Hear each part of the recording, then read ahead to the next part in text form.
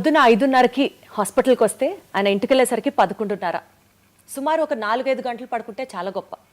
రోజుకి మినిమం 120 మంది పేషెంట్స్ని ఓపీలో చూస్తూ 10 to 20 యావరేజ్గా మాట్లాడుతున్నాను సర్జరీస్ చేయడం ఆయన ప్రత్యేకత.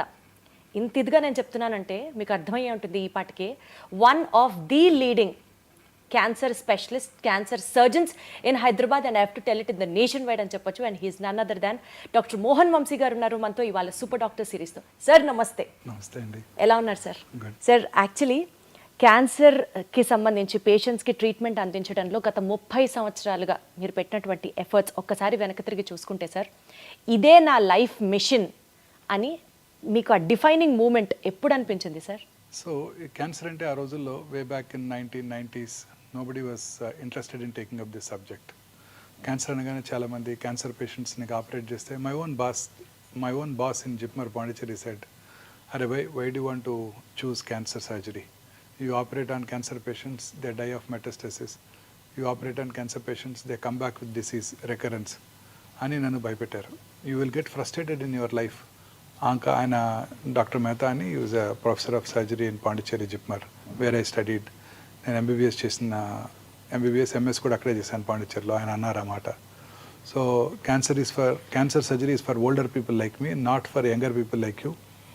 నువ్వు చాలా ఫ్రస్ట్రేషన్కి గురవుతావు వీళ్ళందరినీ చూసి, క్యాన్సర్ తిరిగి రావటం, క్యాన్సర్ పేషెంట్స్ చనిపోవటం చూసి అని ఆ రోజుల్లో అన్నారు నాతో. అయినప్పటికీ I was very keen cancer surgery చేయాలని ఆ రోజుల్లోనే అనుకున్నాను అనమాట, వే బ్యాక్ ఇన్ 1990s. ఎందుకు సార్ ఆయన మిమ్మల్ని డిమోటివేట్ చేసిన? Why only cancer? ఆ రోజుల్లో క్యాన్సర్ ప్రోగ్నోసిస్ అలానే ఉండేది. క్యాన్సర్ కింద అడ్వాన్స్ ట్రీట్మెంట్స్ ఉండేవి కావు. సో ఆ రోజుల్లో అక్కడ పాండిచేరిలో క్యాన్సర్ ఇన్సిడెంట్స్ కూడా చాలా ఎక్కువ ఉండేది. క్యాన్సర్ పేషెంట్స్ ఎక్కువగా జిప్మార్ పాండిచేరికి వచ్చేవాళ్ళు అనమాట. So it was challenging, it was very challenging. Major surgeries, 6 to 8 hour surgeries, ఒక ఆర్గన్ని తీసేయటం, ఆ తర్వాత వాళ్ళని జాగ్రత్తగా రేడియేషన్, కీమోథెరపీ ఇవ్వడం చాలా ఛాలెంజింగ్గా ఉండేది. So that was very interesting to me. So అందుకే ఎంఎస్ అయిపోగానే ఇమీడియట్గా నేను ఆర్డీఆర్ క్యాన్సర్ ఇన్స్టిట్యూట్ ఎంట్రన్స్ రాసి అక్కడ సీట్ తెచ్చుకోవడం. MCh surgical oncology prestigious institute in the country, cancer institute ఆర్డీఆర్లో నేను నా పోస్ట్ గ్రాడ్యుయేషన్ చేయడం జరిగింది.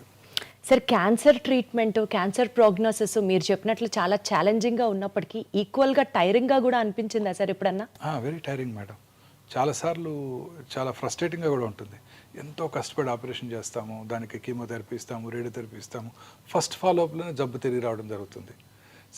మా సీనియర్ సర్జన్ ఒక ఆయన చెప్పారు, the unpredictable biological behaviour of the cancer makes the most predictable treatment unpredictable. అంటే మనం ఎంతో కష్టపడి ఆ క్యాన్సర్ బిహేవియర్ ఎలా ఉంటుందంటే మనం అసలు ప్రెడిక్ట్ చేయలేము. ఎంతో కష్టపడి దానికి మనం వైద్యం చేసినప్పటికీ కూడా తిరిగి వస్తుంటాయి. అప్పుడు చాలా ఫ్రస్ట్రేటింగ్గా ఉంటుంది, డిప్రెసింగ్గా కూడా ఉంటుంది. ఏంటి సార్ యూజువల్గా ఒక పేషెంట్ బాధతో డాక్టర్ దగ్గరికి వస్తారు, కానీ డాక్టర్కి కూడా డిప్రెషన్ ఉంటుంది, డాక్టర్ కూడా ఫ్రస్ట్రేటెడ్గా ఫీల్ అవుతారు, డాక్టర్ కూడా స్ట్రెస్ ఫీల్ అవుతారు అని చాలా తక్కువ మంది అర్థం చేసుకుంటారు. It's quite stressful to doctors and cancer surgeons. Absolutely sir, I agree. చాలాసార్లు తిరిగి వచ్చినప్పుడు వాళ్ళకన్నా మాకు ఎక్కువ బాధ ఉంటుంది. అంటే వాళ్ళకు ఉండదని కాదు, మాకు కూడా డిప్రెసింగ్గా ఉంటుంది. రిపోర్ట్ వచ్చినప్పుడు వాళ్ళు పోస్ట్ ఫాలోఅప్ వస్తారు మార్నింగ్, వాళ్ళని ఎగ్జామిన్ చేసి స్కాన్ రాయడం జరుగుతుంది. ఆ స్కాన్ రిపోర్ట్ తీసుకొచ్చినప్పుడు మేము కూడా మనసులో అమ్మో దేవుడా వీడికి వీడికి రికరెన్స్ రాకూడదు అనుకొని ఓపెన్ చేస్తుంటారు రిపోర్ట్. మేము కూడా మాకు కూడా చాలా టెన్షన్తో ఉంటుంది. ఎట్లా sir, how do you deal with all this stress sir? Being a doctor, ఇంకొకళ్ళకి ఆన్సర్ చెప్పాలి, ఈక్వల్గా మీకు స్ట్రెస్ ఉంటుంది, మీలో కూడా హ్యూమన్ యాంగిల్ ఉంటుంది. డెఫినెట్గా apart from all these things ఒక 100ల సంఖ్యలో పేషెంట్స్ని రోజు చూస్తూ ఉంటారు. ఏంటి సార్ మీకు మోటివేషన్ ఫ్యాక్టర్ ఏంటి? How do you de-stress your self? మనకి ఇది I enjoy this profession. So మనకు ఒక బాధ అంటూ ఏముండదు. ఇప్పుడు if you don't like some profession and you have to work, మనం పని చేయాలంటే మనకి స్ట్రెస్ఫుల్గా ఉంటుంది. ఇది నాకు పని చేయడమే హాబీ. నాకు ఇది స్ట్రెస్ఫుల్గా ఉండదు. ఇది రోజు మార్నింగ్ ఓపీకి వెళ్ళి 100 పేషెంట్స్ చూస్తే నాకు చాలా హ్యాపీగా ఉంటుంది. That it self is meditation for me. This is what the younger generation has to learn from you sir. 8 o'clock ఓపీకి వెళ్తే 1 o'clock అయ్యే వరకు టైం తెలియదు.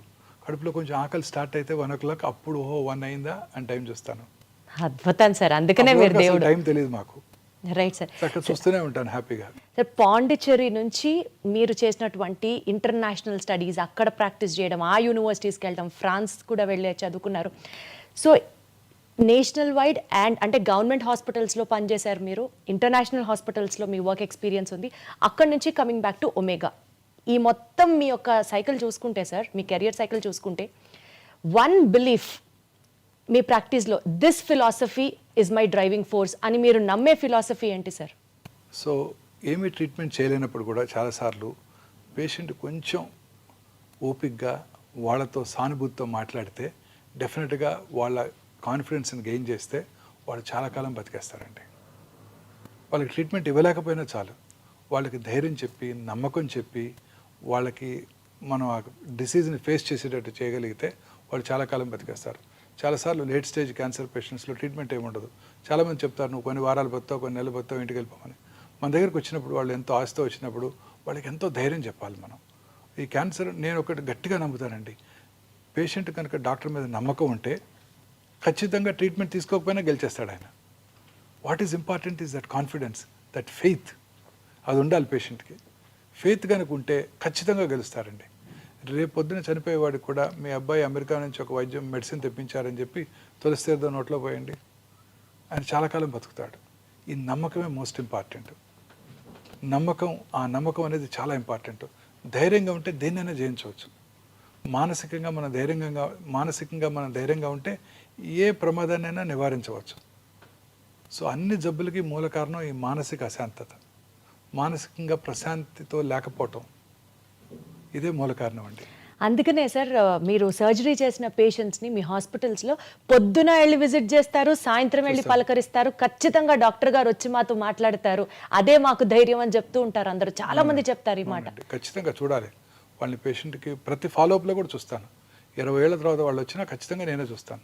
అద్భుతం సార్, అందుకనే మీరు పేషెంట్స్ పాలిట దేవుడు. అంతే, వాళ్ళందరూ నాకు బాగా గుర్తుంటారు, వాళ్ళ పేర్లు కూడా గుర్తుంటాయి, వాళ్ళు ఎవరి నుంచి వచ్చారో గుర్తుంటారు, వాళ్ళ ఫ్యామిలీ మెంబర్స్ కూడా గుర్తుంటారు. అడుగుతాను మీ హస్బెండ్ రాలేదేంటి, వాళ్ళు మీ సన్ రాలేదేంటి అని. మా బాబోయ్, అసలు hats off sir, hats off మీకు.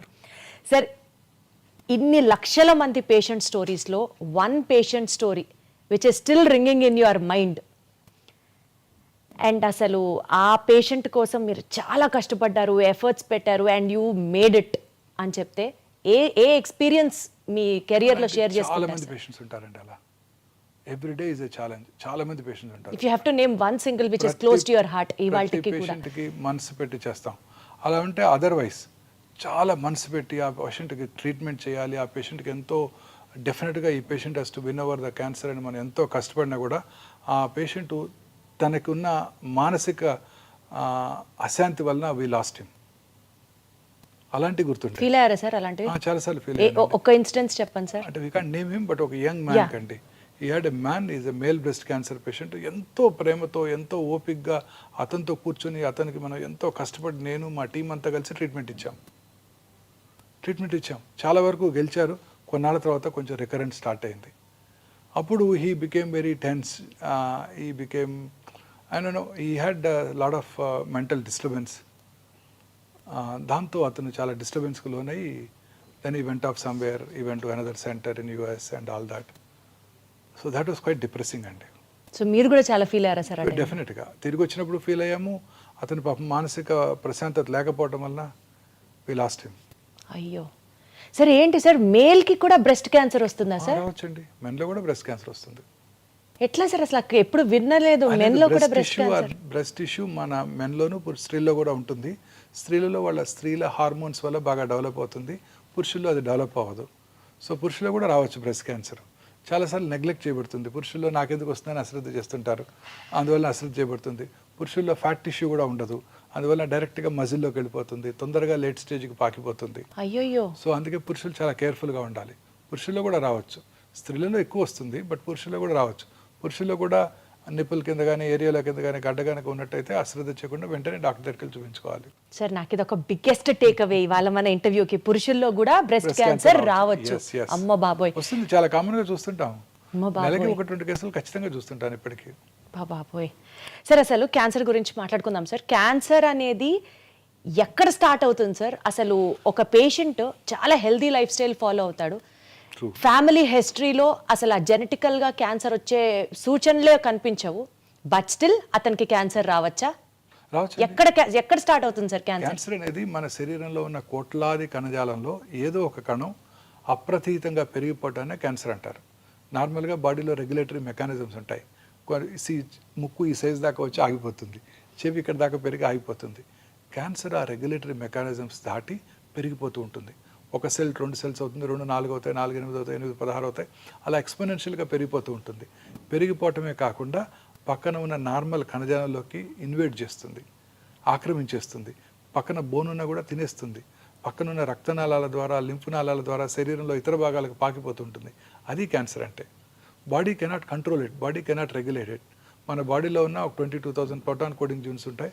అందులో ఒక 500 to 600 ఆన్కో జీన్స్ అంటే క్యాన్సర్ కారక జన్యుల్ని సైంటిస్టులు ఐడెంటిఫై చేశారు. ఈ 500-600 జీన్స్లో వచ్చే మ్యుటేషన్స్ కారణంగానే క్యాన్సర్ వస్తుంది అని ఇప్పుడు సైంటిస్టులు గట్టిగా నమ్ముతున్నారు కూడా. సో అందుకే ఇప్పుడు అన్ని రకాల క్యాన్సర్స్కి జెనెటిక్ ప్రొఫైలింగ్ చేస్తున్నారు. ఏ జెనెటిక్ మ్యుటేషన్ వల్ల ఈ క్యాన్సర్ వచ్చింది, ఆ జెనెటిక్ మ్యుటేషన్ ఐడెంటిఫై చేసి ఆ జెనెటిక్ మ్యుటేషన్ని టార్గెట్ చేసే మెడిసిన్స్ కూడా ఇప్పుడు అందుబాటులోకి రాబోతున్నాయి. ఇంకా స్టిల్ రిసర్చ్ స్టేజ్లోనే ఉంది. రీసెర్చ్ స్టేజ్లో ఉంది. ఫ్యూచర్ అంతా ఇలానే ఉండబోతోంది. ప్రతి క్యాన్సర్ పేషెంట్కి ఏ మ్యూటేషన్ వల్ల ట్రీట్మెంట్ ఈ జబ్బు వచ్చింది ఐడెంటిఫై చేసి ఆ మ్యూటేషన్ని టార్గెట్ చేసే డ్రగ్స్ని కనుక మనం ఇవ్వగలిగినట్టయితే ఆ క్యాన్సర్ని కంట్రోల్ చేయడానికి అవకాశం ఉంటుంది. అచ్చా, ఓకే. సో ఇలా ఏదో ఒక మ్యుటేషన్ వల్ల మన బాడీలో మ్యుటేషన్స్ వస్తూనే ఉంటాయి. ప్రతి నార్మల్ ఇండివిజువల్ కూడా మ్యుటేషన్స్ జరుగుతూనే ఉంటాయి. కానీ ఆ మ్యుటేషన్స్ నలిఫై చేసే కెపాసిటీ మన బాడీ ఇమ్యూన్ మెకానిజమ్స్కి ఉంటుంది. మన ఇమ్యూన్ మెకానిజమ్స్ ఎప్పుడైతే దెబ్బతిన్నప్పుడో, మన ఇమ్యూనిటీ తక్కువగా ఉన్నప్పుడో ఆ మ్యుటేషన్స్ టేక్స్ అప్పర్ హ్యాండ్, పై చేయి తీసుకొని అవి క్యాన్సర్గా మారతాయి. అసలు మ్యుటేషన్ ఎందుకు జరుగుతుంది సార్ బాడీలో? తెలియదు, బాడీలో జరుగుతూ ఉంటుంది మ్యుటేషన్స్. దానికి మనకేం సంబంధం లేదు, that we can't control it. But ఆ మ్యుటేషన్ కంట్రోల్ చేసే కెపాసిటీ మనలో ఉంది. వండర్ఫుల్ సార్, అసలు హ్యూమన్ ఫిజియాలజీ. ఆ కెపాసిటీ మనలో ఉంది. ఆ కెపాసిటీ దెబ్బతిన్నప్పుడు ఈ cancer takes upper hand, cancer వచ్చేస్తుంది. సో ఆ మ్యుటేషన్ని నలిఫై చేసే, మ్యుటేషన్ని నిలుపుదల చేసే కెపాసిటీ మన బాడీ యొక్క రోగనిరోధక శక్తి. మన బాడీ రోగనిరోధక శక్తి ఎప్పుడు బాగుంటుంది? మనం హ్యాపీగా ఉన్నప్పుడు బాగుంటుంది. మనం ప్రశాంతంగా నిద్రపోతూ సంతోషంగా గడిపినట్టయితే ఈ జబ్బులు రానే రావు. మరి ఎట్లా సార్, ఒక మనిషి హెల్దీగా ఉన్నాడు, అతనికి ఎలాంటి సైన్స్ సిమ్టమ్స్ లేవు, బట్ స్టిల్ క్యాన్సర్ ఎలా వస్తుంది? రావచ్చు. కొన్నిసార్లు ఆ మ్యూటేషన్స్ ప్రిడామినెంట్గా ఉన్నప్పుడు రావచ్చు. చిన్నపిల్లలు ప్రశాంతంగానే ఉంటారు పాపం. వాళ్ళకి ఎటువంటి చీకు చింత లేవు, బాధలు లేవు, ఇన్కమ్ దాని గురించి ఆలోచించాల్సిన అవసరం లేదు. వాళ్ళలో కూడా క్యాన్సర్ వస్తుంది. సార్, పెద్దవాళ్ళలో వచ్చే క్యాన్సర్కి చిన్నపిల్లల్లో వచ్చే క్యాన్సర్కి వ్యత్యాసం ఏంటి సార్? చిన్నపిల్లల్లో ఎన్ని రకాల క్యాన్సర్లు ఉన్నాయి? చిన్నపిల్లల్లో జనరల్గా హిమటలాజికల్ అంటే బ్లడ్ సంబంధ క్యాన్సర్సు, నర్వస్ సిస్టమ్కు సంబంధించిన క్యాన్సర్సు, అలాగే సాఫ్ట్ టిష్యూస్ మజిల్స్లోను, అలాగే రెట్రోపెరిటోనియం, కిడ్నీ ట్యూమర్సు, న్యూరో బ్లాస్టమర్స్ వస్తుంటాయి. పిల్లల్లో వచ్చే ట్యూమర్స్ జనరల్గా 100కు 80-90 మంది క్యూర్ అవుతాయి. క్యూర్ అయిపోతాయా సార్? పిల్లల్లో వచ్చే ట్యూమర్స్ క్యూర్ అయిపోతాయి. అండ్ పిల్లలు ట్రీట్మెంట్ కూడా బాగా విత్స్టాండ్ చేయగలరు. చాలాసార్లు అనుకుంటాం పెద్దవాళ్ళే కీమోథెరపీ తట్టుకోలేరు, పిల్లలు ఏం తట్టుకుంటారని. పిల్లలు చక్కగా తట్టుకుంటారు. వాళ్ళు ఆడుతూ పాడుతూ కీమోథెరపీ తీసుకుని వెళ్ళిపోతుంటారు, చక్కగా చదువుకుంటూ ఉంటారు కూడా హాస్పిటల్లోనే. అంటే పెద్దవాళ్ళకు ఉన్నంత ట్రీట్మెంట్ కష్టాలు చిన్నపిల్లలకు ఉండవా సార్ క్యాన్సర్కి సంబంధించి? రోగనిరోధక శక్తి చాలా బాగుంటుంది. వాళ్ళు చక్కగా రికవర్ అవుతారు. వాళ్ళు ట్రీట్మెంట్ యొక్క సైడ్ ఎఫెక్ట్స్ బాగా తక్కువగా ఉంటాయి వాళ్ళలో. వాటిని కూడా బాగా ఫేస్ చేయగలరు వాళ్ళు. పిల్లల్లో సైడ్ ఎఫెక్ట్స్ చాలా తక్కువగా ఉంటాయండి. Nice sir. సార్, ఇప్పుడు పెద్దవాళ్ళలో క్యాన్సర్ రావడానికి మీరు అన్నట్లుగా జెనెటిక్ మ్యుటేషన్ అనేది అది అప్పర్ హ్యాండ్ ప్లే చేస్తుంది, అర్థమైంది సార్ నాకు. అది కాకుండా ఇప్పుడు మనము డైట్ రిలేటెడ్ అని చెప్పాలా, లేకపోతే smoking life style habit related అని చెప్పాలా, వైరస్ రిలేటెడ్ అని చెప్పాలా, లేకపోతే ఫైనల్లీ ఫ్యామిలీ హిస్టరీలో ఉంది కాబట్టి వీళ్ళకి కూడా వచ్చేస్తుంది అని చెప్పాలా? How do you have to see the? అన్నీ చెప్పొచ్చండి. మన బాడీలో 2 రకాల కారణాలు ఉన్నాయండి క్యాన్సర్ అవడానికి. ఒకటి జెనెటిక్ ప్రెడిస్పోజిషన్, అది మనం ఏం చేయలేము. BRCA1, BRCA2 మ్యూటేషన్ అంటారు, వినే ఉంటారు. మిస్ యాంజెలినా జోలీ వారి తల్లి గారికి ట్రిపుల్-నెగటివ్ బ్రెస్ట్ క్యాన్సర్ ఉన్నట్టయితే వారు కూడా 20 లెవెల్లోనే ఆ టెస్ట్ చేయించుకున్నారు. వారికి ఆ మ్యూటేషన్ వారిలో ఉంది కాబట్టి వారు క్యాన్సర్ రాకముందే 2 బ్రెస్ట్లు 2 ఓవరీలు తీయించేసుకున్నారు. అలా రకరకాల రెట్ మ్యూటేషన్ అని మెడులరీ కార్సినోమా, థైరాయిడ్కి, ఫెమిలియల్ ఎడినోమటస్ పాలిపోసిస్ కొని అని, కోలన్ క్యాన్సర్కి మ్యూటేషన్స్ ఉన్నాయి. ఆ మ్యూటేషన్స్ని కనుక ఉన్నట్టయితే వాళ్ళు ఖచ్చితంగా క్యాన్సర్ వస్తుంది. ఆ మ్యూటేషన్ ఐడెంటిఫై చేసి క్యాన్సర్ రాకుండా ముందుగానే సర్జరీ కూడా చేసే ఫెసిలిటీ ఉంది వాళ్ళందరికీ. ఇవి జెనెటిక్ మ్యూటేషన్స్. ఇవి కాక ఎన్విరాన్మెంటల్ ఫ్యాక్టర్స్. ఎన్విరాన్మెంటల్ ఫ్యాక్టర్స్లో ఇవి మీరు చెప్పినవన్నీ, లైఫ్ స్టైలు, అందులో ఇంక్లూడింగ్ ఫుడ్, దురలవాట్లు, తర్వాత మన చుట్టూ ఉండే ప్లాస్టిక్స్, ఎన్విరాన్మెంటల్ పొల్యూషను, ఇవన్నీ దోహదం చేస్తాయి క్యాన్సర్ రావడానికి. సో ఉదాహరణకి లైఫ్ స్టైల్ తీసుకున్నట్టయితే ముఖ్యంగా దురలవాట్లు. స్మోకర్స్లో మనందరికీ తెలుసు ఎటువంటి క్యాన్సర్స్ వస్తాయో. స్మోకింగ్ చేసిన ఫ్యూ సెకండ్స్లోనే ఆ స్మోక్లో ఉన్న, టొబాకోలో ఉన్న 400-500 కార్సినోజన్స్ అంటే క్యాన్సర్ కారక పదార్థాలు మన బ్లడ్లోకి వెళ్ళి బాడీలో అన్ని భాగాల్లోనూ క్యాన్సర్ కలగజేస్తాయి. ఆల్కహాల్ తీసుకునే వాళ్ళలో కూడా క్యాన్సర్ వచ్చే అవకాశాలు ఎక్కువగా ఉంటాయి. ఈ రెండే కాకుండా ఇంకా మిగతా దూరాలవాట్ల వల్ల కూడా అనేక రకాల క్యాన్సర్స్ వస్తున్నాయి.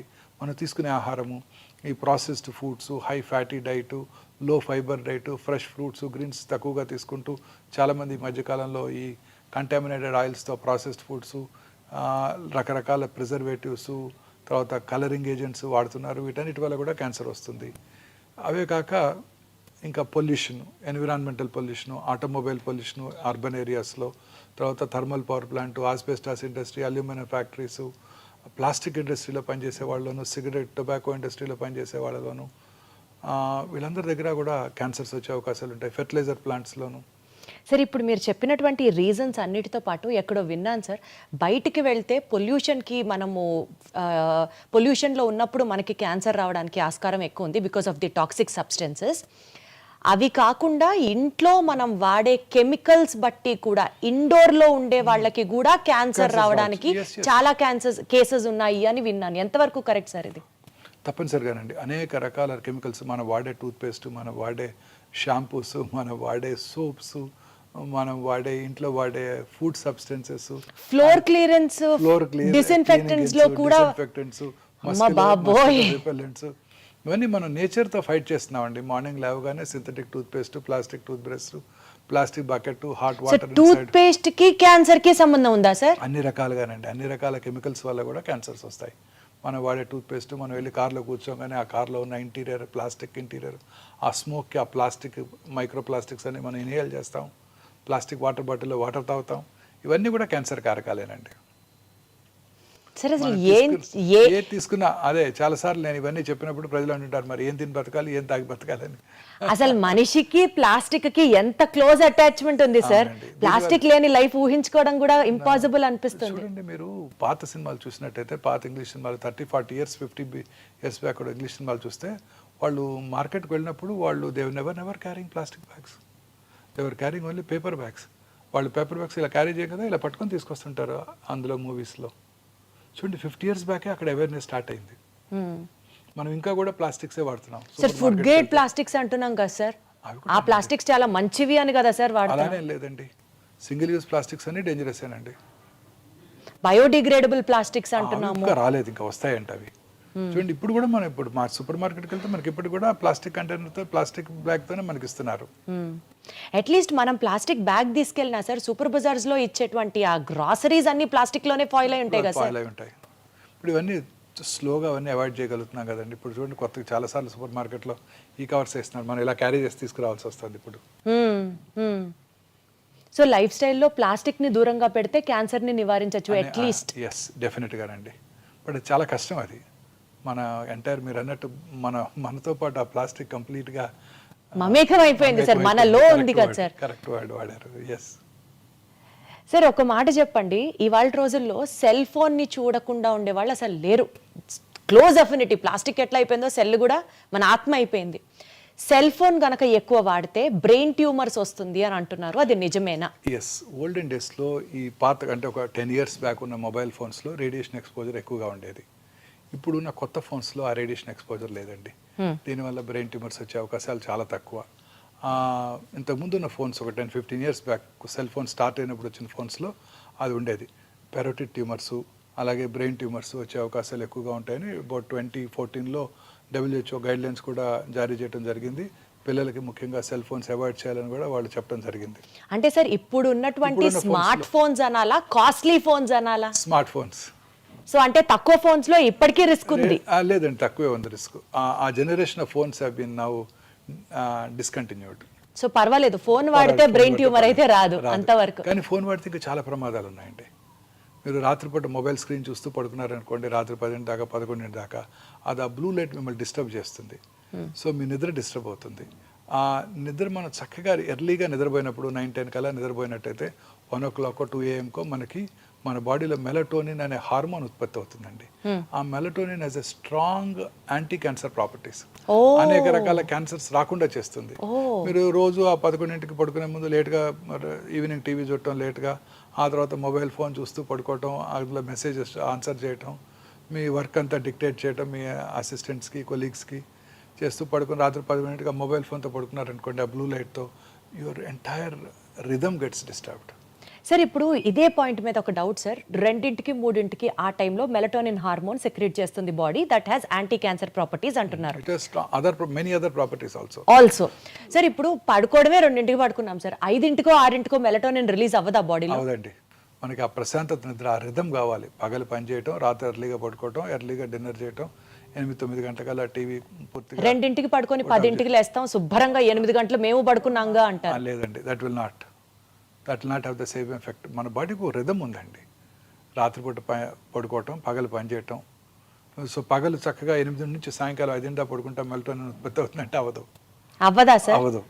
సో ఈ రాత్రిపూట పనిచేసే వాళ్ళ అందరిలో కూడా క్యాన్సర్ వచ్చే అవకాశాలు ఎక్కువగా ఉంటాయి. క్యాన్సరే కాదు, blood pressure, coronary artery disease వచ్చే అవకాశాలు కూడా ఎక్కువగా ఉంటాయి. బ్రెస్ట్ క్యాన్సర్ వచ్చే అవకాశాలు స్త్రీలలో ముఖ్యంగా ఈ రాత్రిపూట అంతా బీపీఓ కంపెనీస్లో పనిచేస్తుంటారు, టాల్ టవర్స్లో, వెల్ లిట్ టవర్స్లో, వాళ్ళలో అసలు మెలటోనిన్ ఉత్పత్తి అవ్వదు, వాళ్ళకి క్యాన్సర్స్ వచ్చే అవకాశాలు, అనేక రకాల ఎలిమెంట్స్ వచ్చే అవకాశాలు కూడా చాలా ఎక్కువ. అంటే నిద్రకి క్యాన్సర్కి కూడా సంబంధం ఉందంటారు అయితే? నిద్రపోతే క్యాన్సరే రాదు. సంతోషం, మంచి నిద్ర అంటే ఎలా ఉంటుంది సార్? ఈ జనరేషన్ అడిగే క్వశ్చన్ అది. నాకు తెలీదు, నేను పడుకునే సరి 11:30 అయిపోతుంది. క్యాన్సర్ ని చూసే డాక్టర్కే నిద్ర లేదు 4-5 అవర్స్ అంటే ఎట్లా సార్ మరి? బట్ స్టిల్ ఆ 4-5 అవర్స్ మీరు సాటిస్ఫాక్షన్ తో, కంటెంట్మెంట్ తో పడుకుంటారు. సో మీ నిద్రకు అసలు ప్రైస్లెస్. లేదండి, అందులో కూడా కాల్స్ వస్తాయి, పేషెంట్స్ ఫోన్ చేసేస్తుంటారు. మీరు ఆన్సర్ చేస్తారా సార్? అర్ధరాత్రి కూడా చేస్తాను. అర్ధరాత్రి కూడా చేస్తారా సార్? ఆ ఫోన్ స్పెషల్గా హాస్పిటల్ ఫోన్ ఉంటుంది, రాత్రిపూట కాల్ వచ్చిందంటే ఖచ్చితంగా కాల్ చేస్తాను. మరి ఎట్లా సార్ మీకు నిద్ర ఎట్లా? మాకు అలవాటు అయిపోయిందండి, సర్జన్స్ అంతా అంతే, ఫోన్ తీసుకోవడం వెంటనే పడుకుంటాం మేము. మాకు ఆ ప్రాబ్లం లేదు. ఓకే సార్, ఇప్పుడు యూజువల్గా అంటూ ఉంటారు కదా, అన్నం తిన్న తర్వాత ఆర్ ఏ మీల్ తీసుకున్న తర్వాత అన్న డెజర్ట్ తినడం అనేది ఒక లైఫ్ స్టైల్, కొత్తగా వచ్చినటువంటి ఒక habit, and people are addicted to it. ఆ మాటలో మాట్లాడితే ఆర్టిఫిషియల్ స్వీట్నర్స్ లైక్ ఆస్పర్టమ్ కానివ్వండి, సుక్రలేస్ కానివ్వండి, ఇలాంటి ఆర్టిఫిషియల్ స్వీటనర్స్ వల్ల క్యాన్సర్ వస్తుంది అన్నది నిజమా లేకపోతే అబద్ధమా? నిజమే. అనేక రకాల ఎలిమెంట్స్ ఇంక్లూడింగ్ కిడ్నీ ఎలిమెంట్స్ కూడా ఈ ఆర్టిఫిషియల్ స్వీట్నర్స్ వస్తుంటాయి. నేను చాలా సార్లు నా ప్రోగ్రామ్స్లో చెప్పాను, అన్ని రకాల ఆర్టిఫిషియల్ స్వీట్నర్స్ అండ్ షుగర్ కూడా తగ్గించేయాల్సిందే. షుగర్ కి డైరెక్ట్ గా క్యాన్సర్ కి రిఫైన్డ్ షుగర్ అనేక రకాల ఎలిమెంట్స్ కారణం అండి. సో దాని బదులు ఫ్రూట్స్ లో ఉండే షుగర్ ద్వారా మనకు ఆ కార్బోహైడ్రేట్ రిక్వైర్మెంట్ వస్తే చాలా బాగుంటుంది. ఈ complex carbohydrates are far superior to the simple sugars. ఇప్పుడు ప్లెయిన్ రైస్ ఉందనుకోండి, ఇట్స్ ఎ సింపుల్ షుగర్. దాన్ని ఫెర్మెంట్ చేసుకుని ఇడ్లీ దోశలాగా తిన్నాం అనుకోండి, it's a complex carbohydrate. So complex carbohydrates వలన ఆ షుగర్ స్పైక్స్ ఉండవండి. సో గ్లూకోజ్ స్పైక్స్ ఉండవు, ఇన్సులిన్ రెసిస్టెన్స్ డెవలప్ అవ్వదు. సో వారిలో అన్ని రకాల ఎలిమెంట్స్ వచ్చే అవకాశాలు కూడా తక్కువగా ఉంటాయి. సో ఈ simple sugars are dangerous. The plain white refined sugar with మైదాతో చేసే స్వీట్స్ ఉంటాయి చూడండి, అవి చాలా డేంజరస్. అన్ని రకాల ఎలిమెంట్స్కి అవి కారణం అండి. సౌత్ ఇండియన్ ఫుడ్లోను, నార్త్ ఇండియన్ ఫుడ్లో కూడా, ముఖ్యంగా ఇండియన్ ఫుడ్లోనే ఎక్కువ చూస్తుంటాం. అందుకే ఇండియాలో ఉన్నంతమంది డయాబెటిక్స్ ప్రపంచంలో ఎక్కడా లేరు. సో ఈ simple sugars are dangerous. See fruit sugars, complex sugars are safe. So fermented idli తిన్నాం అనుకోండి, అదే రైస్తో మనం ఇడ్లీ తయారు చేసుకున్నాం అనుకోండి, దట్ ఈస్ సేఫ్. అదే రైస్తో దోశ చేసుకున్నాం, fermented food, they are safe. కానీ సార్ మనం అవాయిడ్ చేయండి అని చెప్పడం యాజ్ అ డాక్టర్ మీరు చెప్తారు, బట్ ఆన్ ప్రాక్టికల్ నోటు ఏదో ఒక రోజు, ఈ రోజు ఫ్రెండ్ పిలిచాడనో, మరుసటి రోజు ఆఫీస్లో పార్టీ అనో, ఫ్యామిలీ ఫంక్షన్ అనో ఏదన్నా కావచ్చు కదా, తినాల్సి వచ్చింది sir. Then how do we plan our lifestyle sir? అసలు తిననే కూడదంటారా? అలా 1-2 సార్లు తింటే ఏం ప్రాబ్లం లేదండి. మితంగా తీసుకుంటే ఏదైనా మంచిదే, ఎక్కువగా తీసుకోకూడదు. మన లైఫ్ స్టైల్ మనం పూర్తిగా ఒక మంచి లైఫ్ స్టైల్లో ఉండాలంటే equally good amount of protein, good amount of carbohydrate, preferably unprocessed foods, natural sugars, natural ఫుడ్స్తో మనం అది చూసుకోవాల్సి ఉంటుంది.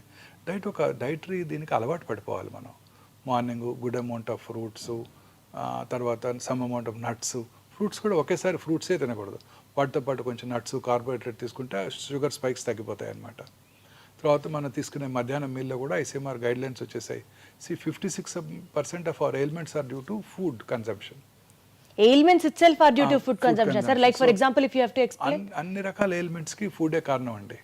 సో మన ఫుడ్ అంటే ఎట్లా సార్, ఎట్లా ఫుడ్ ఇంటేక్ ఎయిల్మెంట్స్ కి ఎట్లా? అన్ని రకాల అంటే ఏ ఎయిల్మెంట్ అయినా కూడా అండి, మనకు ఉదాహరణ కర్నరీ ఆర్టరీ డిసీజ్ కానివ్వండి, మన ఇంప్రూవ్డ్ సెర్బ్రోవాస్కులర్ యాక్సిడెంట్స్ కానివ్వండి, అల్జీమర్స్ డిసీజ్ కానివ్వండి, అన్నిటికీ కూడాను మనం తీసుకునే ఆహారమే ముఖ్యమండి. మనం చక్కగా ఫ్రెష్ ఫ్రూట్స్, వెజిటబుల్స్ ఎక్కువగా తీసుకుంటూ, ప్రాసెస్ ఫుడ్స్, రెడ్ మీట్ అవి తక్కువగా తీసుకుంటూ, హెల్దీ ఫుడ్ అంటే ఫుడ్స్ అవి రెగ్యులర్గా కన్జ్యూమ్ చేస్తూ, గ్రీన్స్ అవి ఎక్కువగా తీసుకుంటూ, రెగ్యులర్గా ఎక్సర్సైజ్ చేస్తూ దురలవాట్లకు దూరంగా ఉంటూ లీన్ బాడీ మాస్ మెయింటైన్ చేస్తే అన్ని రకాల ఎలిమెంట్స్కి దూరంగా ఉండొచ్చు. మోహన్ వంశీ గారి డైట్ సీక్రెట్ ఏంటి, ఫిట్నెస్ సీక్రెట్ ఏంటి అంటే ఏం చెప్తారు సార్? మీరు ఏం తింటారు సార్ చెప్పండి. నేను ఐఎమ్ నాట్ అంటే ఐఎమ్ ఏ ఫుడీ అండి. నాకున్న ఒకే హాబీ ఫుడ్ తింటమే. నాకున్న ఒకే హాబీ, నాకు ఇంకే హాబీ లేదు. సార్ ఏ యాంగిల్లో మీరు ఫుడ్ అని చెప్పాలి సార్, చెప్పండి మీరు. మూవీకి వెళ్ళాలని కోరుకుండదు, టూర్ చేయాలని కోరుకుండదు, యూరోప్ వెళ్ళాలని కోరుకుండదు, ఒక ఫుట్బాల్ మ్యాచ్ చూడాలనో క్రికెట్ మ్యాచ్ చూడాలని కోరుకుంటుంది. My mind will be rotating around food if I'm not concentrating and seeing patients or reading or something like that. TV చూస్తే ఓన్లీ ఫుడ్ ప్రోగ్రామ్సే చూస్తాను, ఇంకేం చూడను. If at all I watch లేదు sir, what does your healthy diet consist of? That's what we are more interested to know. Watch TV, I watch only food programs. నేను retire అయినాక I will become a great chef. Oh my God, that's wonderful, that's wonderful. తప్పనిసరిగా నేను వండుతారా sir అయితే? చేస్తానండి. ఏం చేస్తారు sir బాగా? ఏమైనా చేస్తాను, అన్ని చేస్తాను. అమ్మో బాబోయ్. రిటైర్ అయినాక I will become a great chef అండి.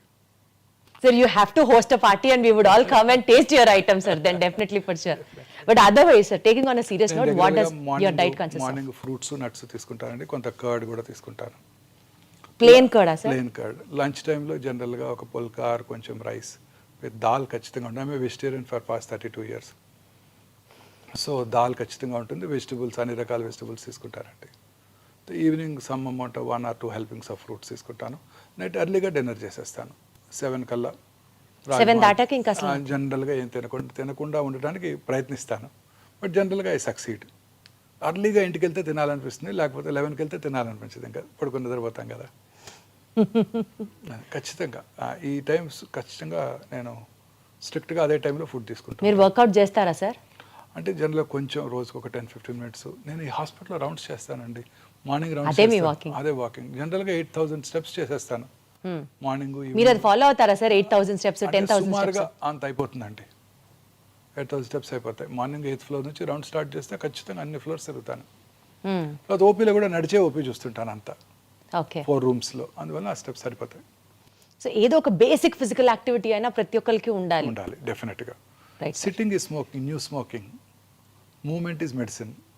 ఎంత బాగుంది సార్, ఎంత రిథమిక్ గా, రైమింగ్ గా ఉంది. Sitting is new smoking, movement is medicine. Movement is medicine. ఇప్పుడు అందరూ కూడా ఈ 24 hours 18 hours పనిచేస్తున్నారు. చాలామంది కూర్చొని పనిచేస్తుంటారు సిస్టమ్స్ ముందు. వాళ్ళందరికీ చాలా రకాల ఎలిమెంట్స్ వస్తుంటాయి.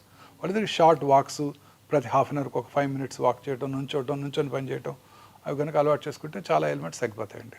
బట్ సార్, వాకింగ్ చేస్తే నిజంగా మీరు నాకు 8,000 steps అన్నారని అడుగుతున్నా, 10,000 అడుగులు వేస్తే క్యాన్సర్ కి దూరం అని మనం యూజువలీ చూస్తూ ఉంటాం articles. Is it true sir? ఎందుకంటే ఎంతో కొంత వాకింగ్ చేస్తున్నామండి. ఎప్పుడు మూమెంట్ ఉంటూనే ఉండాలి. క్యాన్సర్ కి హెల్ప్ అవుతుందా సార్? అన్ని రకాల వాకింగ్ కి క్యాన్సర్ కి కనెక్షన్ ఉందా సార్? ఖచ్చితంగా. ఇప్పుడు కొత్తగా ఇంకొక అధ్యయనం చూశాను. అదేంటంటే బ్రెస్ట్ క్యాన్సర్ పేషెంట్స్లో పోస్ట్ ట్రీట్మెంట్ తర్వాత వాళ్ళు రెగ్యులర్గా ఫిజికల్లీ ఫిట్గా ఉన్నట్టయితే, రెగ్యులర్గా ఎక్సర్సైజ్ చేస్తుంటే క్యాన్సర్ తిరిగి వచ్చే అవకాశాలు కూడా తగ్గిపోతాయి అంటున్నారు. Okay okay okay okay. సరే, అసలు క్యాన్సర్లో ఎన్ని రకాలు ఉంటాయి సార్? ఆ అన్ని రకాల క్యాన్సర్స్ని మనం ముందరగానే ఐడెంటిఫై చేయొచ్చా సార్? క్యాన్సర్ అంటే మనం అనుకున్నట్టు ఏదో కణజాలం నుంచి క్యాన్సర్ రావచ్చండి. సో బ్రాడ్గా 2 రకాల క్యాన్సర్స్ చూస్తుంటాం. ఒకటి సాలిడ్ ఆర్గన్స్, అంటే బ్రెస్ట్, లంగు, బోను, బ్రెయిన్, కోలను, స్టమక్ అన్నమాట. రెండోది హిమటలాజికల్, అంటే బ్లడ్ సంబంధ క్యాన్సర్స్. బ్లడ్ బాడీ అంతా ఉంటుంది కదండి. ఇవన్నీ జనరల్గా బోన్ మ్యారోలో తయారయ్యి బ్లడ్ క్యాన్సర్స్ ద్వారా మనకు మేనిఫెస్ట్ చేస్తాయి. సో ఈ 2 రకాల క్యాన్సర్స్ డిఫరెంట్గా ఉంటాయి అన్నమాట.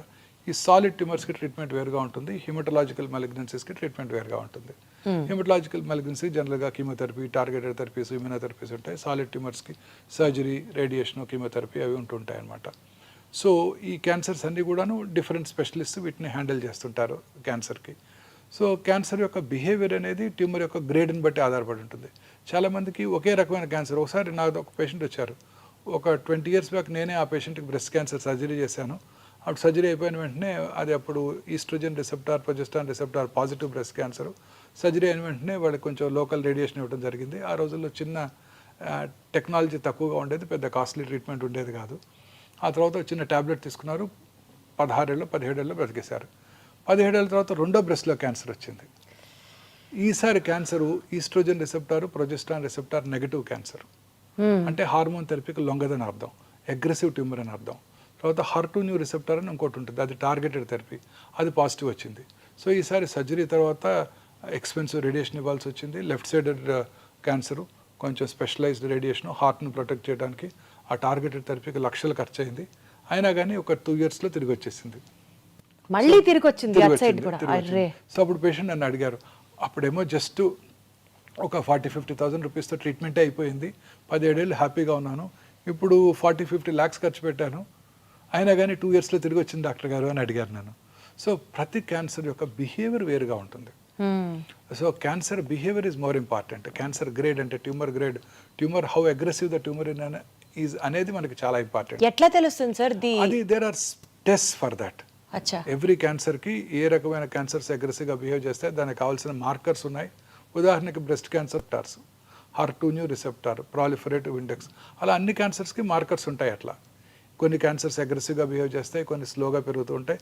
స్లోగా పెరిగే క్యాన్సర్ లేట్ స్టేజ్లో ఉన్నా చాలా కాలం బ్రతికేస్తారు. అగ్రెసివ్గా ఉండే క్యాన్సర్స్ ఎర్లీ స్టేజ్లో వచ్చినా తిరిగి వచ్చే అవకాశాలు ఎక్కువగా ఉంటాయి. జనరల్గా అది అగ్రెసివా నాన్ అగ్రెసివా అని కూడా టెస్ట్లో మనకు తెలుస్తుందా sir? Yes, very correct, true, very true, తెలిసిపోతుంది. Oh wow. సో జనరల్గా చిన్న వయసులో వచ్చే క్యాన్సర్స్ అంటే 20 to 40 years మధ్యలో వచ్చే క్యాన్సర్స్ అగ్రెసివ్గా ఉంటాయి, ఎక్సెప్ట్ థైరాయిడ్. పెద్ద వయసులో వచ్చే క్యాన్సర్ స్లోగా పెరుగుతాయి. థైరాయిడ్ క్యాన్సర్ కాదు కదా సార్? Except thyroid. థైరాయిడ్లో కూడా క్యాన్సర్స్ వస్తాయండి, వెరీ కామన్. థైరాయిడ్ క్యాన్సర్స్ ఒక్కటే చిన్న వయసులో వస్తే స్లోగా పెరుగుతాయి, పెద్ద వయసులో వస్తే ఫాస్ట్గా పెరుగుతాయి. మిగతా అన్ని క్యాన్సర్స్ జనరల్గా ఎల్డర్లీ ఏజ్లో వచ్చినప్పుడు స్లోగా పెరుగుతాయి, చిన్న వయసులో 20 to 40 మధ్యలో వచ్చినప్పుడు ఫాస్ట్గా పెరుగుతాయి. అంటే యూజువల్గా ఇప్పుడు ఈ థైరాయిడ్ హార్మోన్ ఇంబ్యాలెన్స్ అనేది ఎక్కువ వింటూ ఉంటాం కదా సార్, థైరాయిడ్, పీసీఓడి, పీసీఓఎస్ ఇట్లా చెప్తూ ఉంటారు కదా sir. So thyroid deficiency or hyper activeness of thyroid gland might also lead to cancer. లేదండి, అది వేరు, టోటలీ వేరు. ఇది ఫిజియలాజికల్. థైరాయిడ్ చాలామంది నాకు చెప్తుంటారు నాకు థైరాయిడ్ ఉందని. థైరాయిడ్ అందరికీ ఉంటుంది, కొన్నిసార్లు ఎక్కువ పని చేస్తుంది, హైపర్ ఫంక్షనింగ్ వేరు అన్నట్టు, కొన్నిసార్లు అసలు పని చేయదు. నడి వయసులో చాలా మంది లేడీస్లో ఈ ప్రాబ్లం చూస్తుంటాం, హైపోథైరాయిడిజం అంటాం. సో అది వేరు, అది టోటలీ డిఫరెంట్. థైరాయిడ్ గ్లాండ్లో క్యాన్సర్ అవటం వేరు. థైరాయిడ్ గ్లాండ్ యొక్క ఫంక్షన్కి క్యాన్సర్కి సంబంధం లేదు మేడం. థైరాయిడ్ గ్లాండ్లో నార్మల్ ఫంక్షనింగ్ థైరాయిడ్లో కూడా చిన్న లంప్ రావటం, లోవర్ పార్ట్ ఆఫ్ ద నెక్లో ఎక్కడ లంప్ వచ్చినా ఇమీడియట్గా అశ్రద్ధ చేయకుండా మనం పరీక్ష చేయించుకోవాలి ఎవరైనా సరే. సార్ ఇందాక మీరు అన్నట్లుగా జీన్ మ్యూటేషన్ టెస్ట్ అని అన్నారు చూడండి, అంటే ఫ్యూచర్లో పలానా వ్యక్తికి క్యాన్సర్ వస్తుందా అని కూడా మనం ముందుగానే టెస్ట్ చేసుకొని చేయొచ్చా సార్? ఏజ్ నుంచి చేయొచ్చు అది? మొన్న మధ్య Zerodha CEO mister Nikhil Kamath mister Bill గేట్స్తో పాడ్కాస్ట్ చేశారు. అప్పుడు ఆయన అడిగారు, మా యంగ్ ఆంటర్ప్రెనర్స్కి మీరు ఇచ్చే సలహా ఏంటి, వారి హెల్త్ ఎలా మెయింటైన్ చేసుకోవాలని. ఆయన ఏమన్నారు, నేను రెగ్యులర్గా స్క్రీనింగ్ చేసుకుంటాను, ఎవ్రీ ఇయర్ టెస్టులు చేయించుకుంటాను, రొటీన్ టెస్ట్, అన్ని రకాల టెస్టులు చేయించుకుంటాను, అండ్ వైటమిన్స్ రెగ్యులర్గా తీసుకుంటున్నాను, because there is no downside. రీసెంట్గా ఒక టెస్ట్ వచ్చింది, ఈ టెస్ట్ కనుక చేయించుకున్నట్టయితే నెక్స్ట్ ఫ్యూ ఇయర్స్లో క్యాన్సర్ వచ్చేది లేనిది నేను ముందే తెలుసుకోవచ్చు. ఈ CT scan, PET CT scan, PET-MR పట్టుకోకముందే నేను ఈ కొత్త టెస్టులు క్యాన్సర్ రావడానికి ముందుగా పసిగట్టేస్తాయి. ఆ టెస్ట్ కూడా నేను రెగ్యులర్ చేయించుకుంటున్నాను. అమెరికాలో insurance companies cover that. I don't know, it's an expensive test. ఇండియాలో మీ ఇన్సూరెన్స్ కంపెనీస్ కవర్ చేస్తాయో లేవో నాకు తెలియదు అని కూడా ఆయన అన్నారు. అదే అడగబోతున్నాను. ఆ టెస్ట్ ఇప్పుడు మనకి హైదరాబాద్లో అందుబాటులోకి వచ్చింది. మనకి ఒమేగాలో చేస్తారా సార్ ఆ టెస్ట్? చేస్తారు, ఇదే లాంజివిటీ లాంజ్లో చేస్తాం. అదేంటంటే సింపుల్ బక్కల్ స్మియర్ తీసుకొని ఆ ఎగ్జోమ్ స్టడీ అంటారు. ఇందాక మనం డిస్కస్ చేసాము, ఒక 400 to 500 ఆంకోజీన్స్ ఉన్నాయి. ఈ ఆంకోజీన్స్లో వచ్చే మ్యూటేషన్ వల్లే క్యాన్సర్ వస్తుంది. ఈ మ్యూటేషన్స్ని ట్రిగర్ చేసేది ఎగ్జోమ్స్. ఓకే, ఎగ్జోమ్స్. ఆ ఎగ్జోమ్స్ని మనం అనలైజ్ చేసి క్యాన్సర్ రావటాన్ని ముందుగా పసిగట్టేయచ్చు. ఓకే. సో అంటే ఫర్ ఎగ్జాంపుల్ ఈ పర్టికులర్ ఇండివిజువల్కి కోలన్ క్యాన్సర్ వస్తుంది అని కనుక మనం ప్రెడిక్ట్ చేసినట్టయితే ఆ పర్టికులర్ ఇండివిజువల్కి డైటరీ హెల్ప్, అంటే బాగా గ్రీన్స్, వెజిటబుల్స్ ఎక్కువగా తీసుకుంటూ, ప్రాసెస్ మీట్ తక్కువగా తీసుకుంటూ, ఆల్కహాల్ తీసుకున్నట్టయితే మానిపించేసి, ఎందుకంటే alcohol increases the risk of colon cancer. తర్వాత కిమో ప్రొఫైలాక్సిస్ ఉంది, ఆస్పిరిన్, మనం బ్లడ్ థిన్నర్స్ వాడుతుంటాం, మీరు వినే ఉంటారు, aspirin, low dose aspirin. Low dose aspirin తీసుకునే వాళ్ళలో కోలన్ క్యాన్సర్ వచ్చే అవకాశాలు తక్కువగా ఉంటాయి. సో ఆయనకి ఆస్పిరిన్ ఇవ్వటం, నెలకు ఒకసారి ఫీకల్ అక్కల్ బ్లడ్ టెస్ట్ చేయించుకోవటం, అవసరమైతే బ్లడ్ ఉన్నట్టయితే సిగ్మాడోస్కోపీ, కొలనోస్కోపీ చేసి ఏమైనా పాలిప్స్ ఉన్నట్టయితే ఆ పాలిప్స్ రావడంతోనే వాటిని తీసివేయడం ద్వారా క్యాన్సర్ రావటాన్ని నివారించవచ్చు. నివారించవచ్చా సార్? ఆర్ లేట్ చేయొచ్చా? నివారించవచ్చు. అద్భుతం, అద్భుతం అసలు. లేదా చిన్నగా క్యాన్సర్ ప్రీ క్యాన్సరస్ ఫేజ్లో ఉండగానే దాన్ని పట్టుకొని దాన్ని సర్జరీ కనుక చేసేస్తే మనం క్యాన్సర్ రాకుండా నివారించిన వాళ్ళం అవుతాం. అద్భుతం సార్. అలా ఉదాహరణకు ఒక స్త్రీకి బ్రెస్ట్ క్యాన్సర్ వస్తుందని ప్రెడిక్ట్ చేసామనుకోండి, రెగ్యులర్గా చెక్ చేసుకుంటూ ఉంటారు, వారు ఎలా పరీక్ష చేసుకోవాలో వారికి నేర్పిస్తాం. స్త్రీకి వారు పరీక్ష చేసుకున్నట్టయితే వారి యొక్క బ్రెస్ట్ మీద వారికి అవగాహన పెరిగి ఆ బ్రెస్ట్లో వచ్చే చిన్న చిన్న మార్పులను కూడా గ్రహించి డాక్టర్ నోటీస్కి తీసుకురావడం జరుగుతుంది.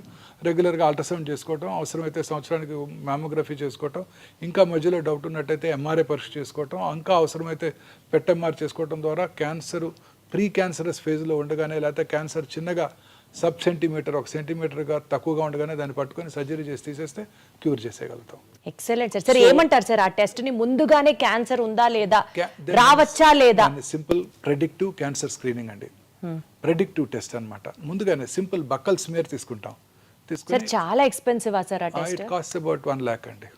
మరి అది నార్మల్ కామన్ పర్సన్ కి కూడా అందుబాటులో ఉండాలంటే ఎట్లా సార్? టైం పడుతుంది. ఏ టెస్ట్ అయినా మీకు తెలుసు కదా, ఇనిషియల్గా దానికి ఉంటుంది, తర్వాత దాన్ని స్లోగా నెంబర్ ఆఫ్ కంపెనీస్ డెవలప్ చేసిన కొలది కాస్ట్ తగ్గిపోతుంది. సో ప్రస్తుతం ఇవాళ రోజున చేయించుకోవాలి 86,000 to 1 lakh ఉందండి.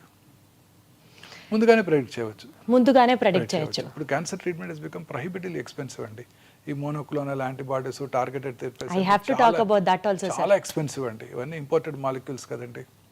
సార్ ఇందాక మీరు ఒక మాట అన్నారు, బ్రెస్ట్ క్యాన్సర్కి సంబంధించి స్క్రీనింగ్ ప్రొసీజర్స్ అని. యూజువలీ సార్, అంటే నేను ఆన్ బ్రాడర్ పర్స్పెక్టివ్ అడుగుతున్నాను మిమ్మల్ని. ఇప్పుడు లేడీస్ వచ్చి మ్యామోగ్రామ్ చేయించుకోవాలి అన్నా, బ్రెస్ట్ క్యాన్సర్కి సంబంధించిన స్క్రీనింగ్ టెక్నిక్స్ చేయించుకోవాలి అని అన్నా, టెక్నీషియన్ దగ్గర నుంచి రేడియేషన్ రిపోర్ట్ చేసినటువంటి డాక్టర్ దాకా మేల్ ఉండొచ్చు, లేకపోతే వాళ్ళకి కొంచెం ఆ ఎంబరాస్మెంట్ ఉండొచ్చు స్క్రీన్ చేయించుకోవడానికి.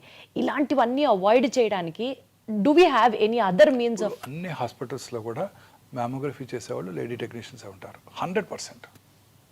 మెయిల్ టెక్నీషియన్ ఉండే అవకాశమే లేదండి. ఫీమేల్ టెక్నీషియన్సే ఉంటారు. తర్వాత అల్ట్రాసౌండ్ రూమ్లో కూడా అన్ని హాస్పిటల్స్లోనూ, నో ఎక్సెప్షన్స్, అన్ని హాస్పిటల్లో కూడా విమెన్ టెక్నీషియన్సే ఉంటారు. అద్భుతం. అంటే సార్ చాలా చోట్ల, చాలా మేజర్ హాస్పిటల్స్లో లేడీ డాక్టర్సే ఉంటున్నారు కూడా. ఇప్పుడు మా దగ్గర మెగా బ్రెస్ట్ క్లినిక్లో 100% లేడీ సర్జన్ ఉంటారు, లేడీ రేడియాలజిస్ట్ ఉంటారు, లేడీ టెక్నీషియన్స్ ఉంటారు, లేడీ అల్ట్రాసౌండ్ దగ్గర కూడా నర్సెసే అసిస్టెంట్గా ఉంటారు. 100%. సో ఎస్పెషల్లీ ఆడవాళ్ళకి సంబంధించి ఈ బ్రెస్ట్ క్యాన్సర్, సర్వికల్ క్యాన్సర్ కి సంబంధించి కూడా ఎక్కడన్నా టెస్ట్ చేయించుకోవాలి, స్క్రీనింగ్ చేయించుకోవాలి అంటే ఫస్ట్ అక్కడ డాక్టర్స్ ఎవరు ఉంటారు, అయ్యో వాళ్ళకి ఇప్పుడు చూపించాలా అన్న ఒక చిన్న ఇన్హిబిషన్ తో ఆగిపోతూ ఉంటారు. అన్ని హాస్పిటల్లో లేడీ డాక్టర్సే ఉంటారండి, అన్ని మేజర్ హాస్పిటల్స్లో కూడా. సార్ ఈ మధ్య కాలంలో రీసెంట్ ఇన్సిడెంట్స్, బ్రెస్ట్ క్యాన్సర్ ఎట్లయితే రేట్ పెరిగిపోయింది అని వింటున్నామో, బాగా పెరిగిపోయింది అని, ఈవెన్ సర్వికల్ క్యాన్సర్ కూడా ఆడవాళ్ళలో ఎక్కువగా వింటున్నాం సార్. అవునండి, సర్వైకల్ క్యాన్సర్ ఇన్సిడెన్స్ తగ్గుతుందండి ఇప్పుడు. Because of the vaccine. అంటే not only because of the vaccine, hygiene, ప్రజల్లో అవగాహన పెరగటం వల్ల. What is the most important cause for cervical cancer? Human papillomatous virus infection. ఈ వైరస్ ఇన్ఫెక్షన్ తేమ కలిగిన వాతావరణంలో, హ్యూమిడ్ ఎన్విరాన్మెంట్, కోస్టల్ ఏరియాస్లో ఎక్కువగా వ్యాప్తి చెంది అక్కడ వాళ్ళకి socially and economically backward sections of the సొసైటీలో హైజీన్ మీద అవగాహన లేదు. డ్యూరింగ్ ఎస్పెషలీ పీరియడ్స్ టైంలో వారికి ఎలా హైజీనిక్గా ఉండాలి అన్న దాని మీద అవగాహన లేకపోవడంతో ఆ వైరస్ ఎక్కువగా వ్యాప్తి చెందుతోంది. అలాగే వారి సెక్షువల్ పార్ట్నర్స్ కూడా హైజీన్ మీద అవగాహన లేదు. చాలామందిలో మల్టిపుల్ సెక్షువల్ పార్ట్నర్స్ కూడా ఉండొచ్చు. వాళ్ళలో ఈ క్యాన్సర్ ఇన్సిడెన్స్ ఎక్కువ. ఇప్పుడు ఇవన్నీ కూడా బాగా తగ్గిపోయాయి. హైజీన్ మీద అందరికీ అవగాహన ఏర్పడింది. స్కూళ్ళలోనే పీరియడ్స్ టైంలో ఎటువంటి హైజీనిక్గా ఎలా ఉండాలో నేర్పుతున్నారు. శానిటరీ నాప్కిన్స్ అందుబాటులోకి వస్తున్నాయి అందరికీ కూడా. సో ఈ క్యాన్సర్ ఇన్సిడెన్స్ బాగా తగ్గిపోయింది. సర్వికల్ క్యాన్సర్ కి సంబంధించిన వ్యాక్సిన్ 4 years నుంచి ఇవ్వచ్చు అంట కదా సార్ పిల్లలకి? 10 years నుంచి ఇవ్వాలి. ఇప్పుడు మొన్న ఈ మధ్య లాస్ట్ ఇయర్ బడ్జెట్లోనే మిసెస్ నిర్మలా సీతారామన్ అనౌన్స్ చేశారు, మొత్తం భారతదేశంలో ఉన్న అందరి పిల్లలకి కూడా ఇక నుంచి ఫ్రీగా ఈ సంవత్సరం నుంచి వ్యాక్సిన్ అందజేయడం జరుగుతుంది. యూనివర్సల్ ఇమ్యునైజేషన్ ప్రోగ్రాంలో మిగతా వ్యాక్సిన్స్తో పాటు దీన్ని కూడా ఇంక్లూడ్ చేశారు. ఈ వ్యాక్సిన్ ఇప్పుడు ఇండియాలో మ్యానుఫ్యాక్చర్ చేస్తున్నారు, అందువల్ల కాస్ట్ తగ్గిపోయింది. And government of India proposes to deliver this vaccine to all children. This is only for cervical cancer అండి. ఈ వ్యాక్సిన్ కనుక తీసుకుంటే ప్రైమరీగా ఈ క్యాన్సర్ రాకుండా చేసుకోవచ్చు అండి. సార్ అసలు ఏదన్నా ఒక వ్యాక్సిన్ ఉండి అది ఏ క్యాన్సర్ రాకుండా ఉంటే బాగుండు, అలాంటి ఏదన్నా ఇన్వెన్షన్ దొరికితే బాగుండు sir. I know, but we don't know the cause for cancer yet. ప్రపంచంలో అన్నిటికన్నా ఈ ఒక్క డిసీజ్ మీద ఎక్కువ రీసెర్చ్ జరుగుతుంది. ఈవెన్ కరోనా ఉన్నప్పుడు కూడా కరోనా మీద కూడా అంత రీసెర్చ్ జరగలేదు, ఓన్లీ క్యాన్సర్ మీదే రీసెర్చ్ జరుగుతూ ఉండేది. ఇప్పటికి కూడా we can't achieve breakthrough, but breakthrough వచ్చేస్తుందండి. క్యాన్సర్ ఖచ్చితంగా మనం క్యూర్ కనుక్కుంటాం. క్యాన్సర్ని ప్రివెంట్ చేయలేమేమో కానీ క్యాన్సర్ని ఖచ్చితంగా కనుక్కుంటాం. ఇప్పుడు మనం చెప్పిన ఈ ప్రెడిక్టివ్ టెస్ట్ వల్ల క్యాన్సర్ రావటాన్ని కూడా తగ్గించవచ్చు. అది మాత్రం అద్భుతం. కాకపోతే అది అందరికీ అందుబాటులోకి రావాలి, వచ్చేస్తుంది. ఆ తర్వాత అందుబాటులోకి వస్తుంది. తర్వాత క్యాన్సర్ కూడా ట్రీట్మెంట్ కూడా వచ్చేస్తుందండి. Next 10 to 15 years definitely will have a break through.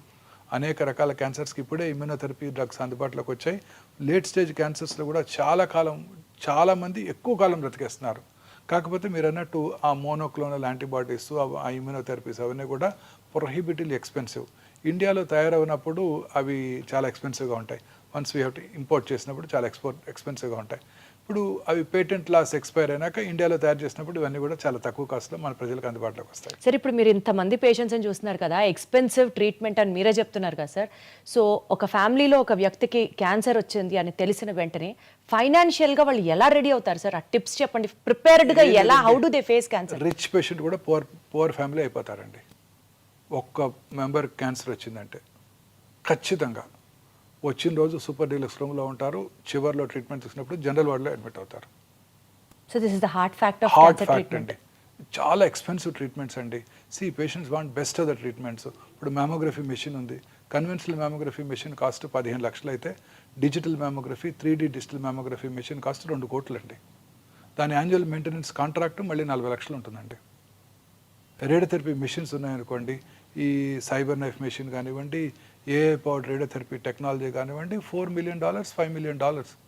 వాటి యాన్యువల్ మెయింటెనెన్స్ కాంట్రాక్ట్ మళ్ళీ $700,000 ఉంటుందండి. ఒక పేద వ్యక్తికి క్యాన్సర్ వస్తే వెయిట్ చేయాల్సిందేనా సార్? ఇండియాలో మళ్ళీ డెవలప్ అయ్యి దాని గురించి ఎక్కువ మెడిసిన్స్ వచ్చే తెలియక వాళ్ళంతా ఎక్స్పెన్సెస్ ఎలాగోలా తెచ్చి కష్టపడి ట్రీట్మెంట్ తీసుకుంటూ ఉంటారు ప్రాణం మీద తీపితో. అన్ని రకాల మెడిసిన్స్ కూడా ఎక్స్పెన్సివేనండి. ప్రతిదీ ఎక్స్పెన్సివే. రోబోటిక్ సర్జరీ చేయాలంటే డిస్పోజబుల్ ఇన్స్ట్రుమెంట్స్, డిస్పోజబుల్ ఎక్విప్మెంట్ అన్నీ కాస్ట్ పెరిగిపోతున్నాయండి. అన్ని రకాల మెడిసిన్స్ పేటెంట్ లాస్ వల్ల అన్ని చాలా ఎక్స్పెన్సివ్గా ఉంటున్నాయి. అన్ని రకాల ఇమ్యూనోథెరపీస్, టార్గెటెడ్ థెరపీస్ అన్నీ ఇంపోర్ట్ చేసుకునేవే. అలాగే PET CT scan, conventional PET CT స్కాన్లో రేడియేషన్ ఎక్స్పోజర్ ఎక్కువగా ఉంటుంది. Digital PET scan machine, conventional PET CT scan machine 5 to 6 crores అయినట్టయితే digital PET scan machine 14 to 18 crores అవుతుంది.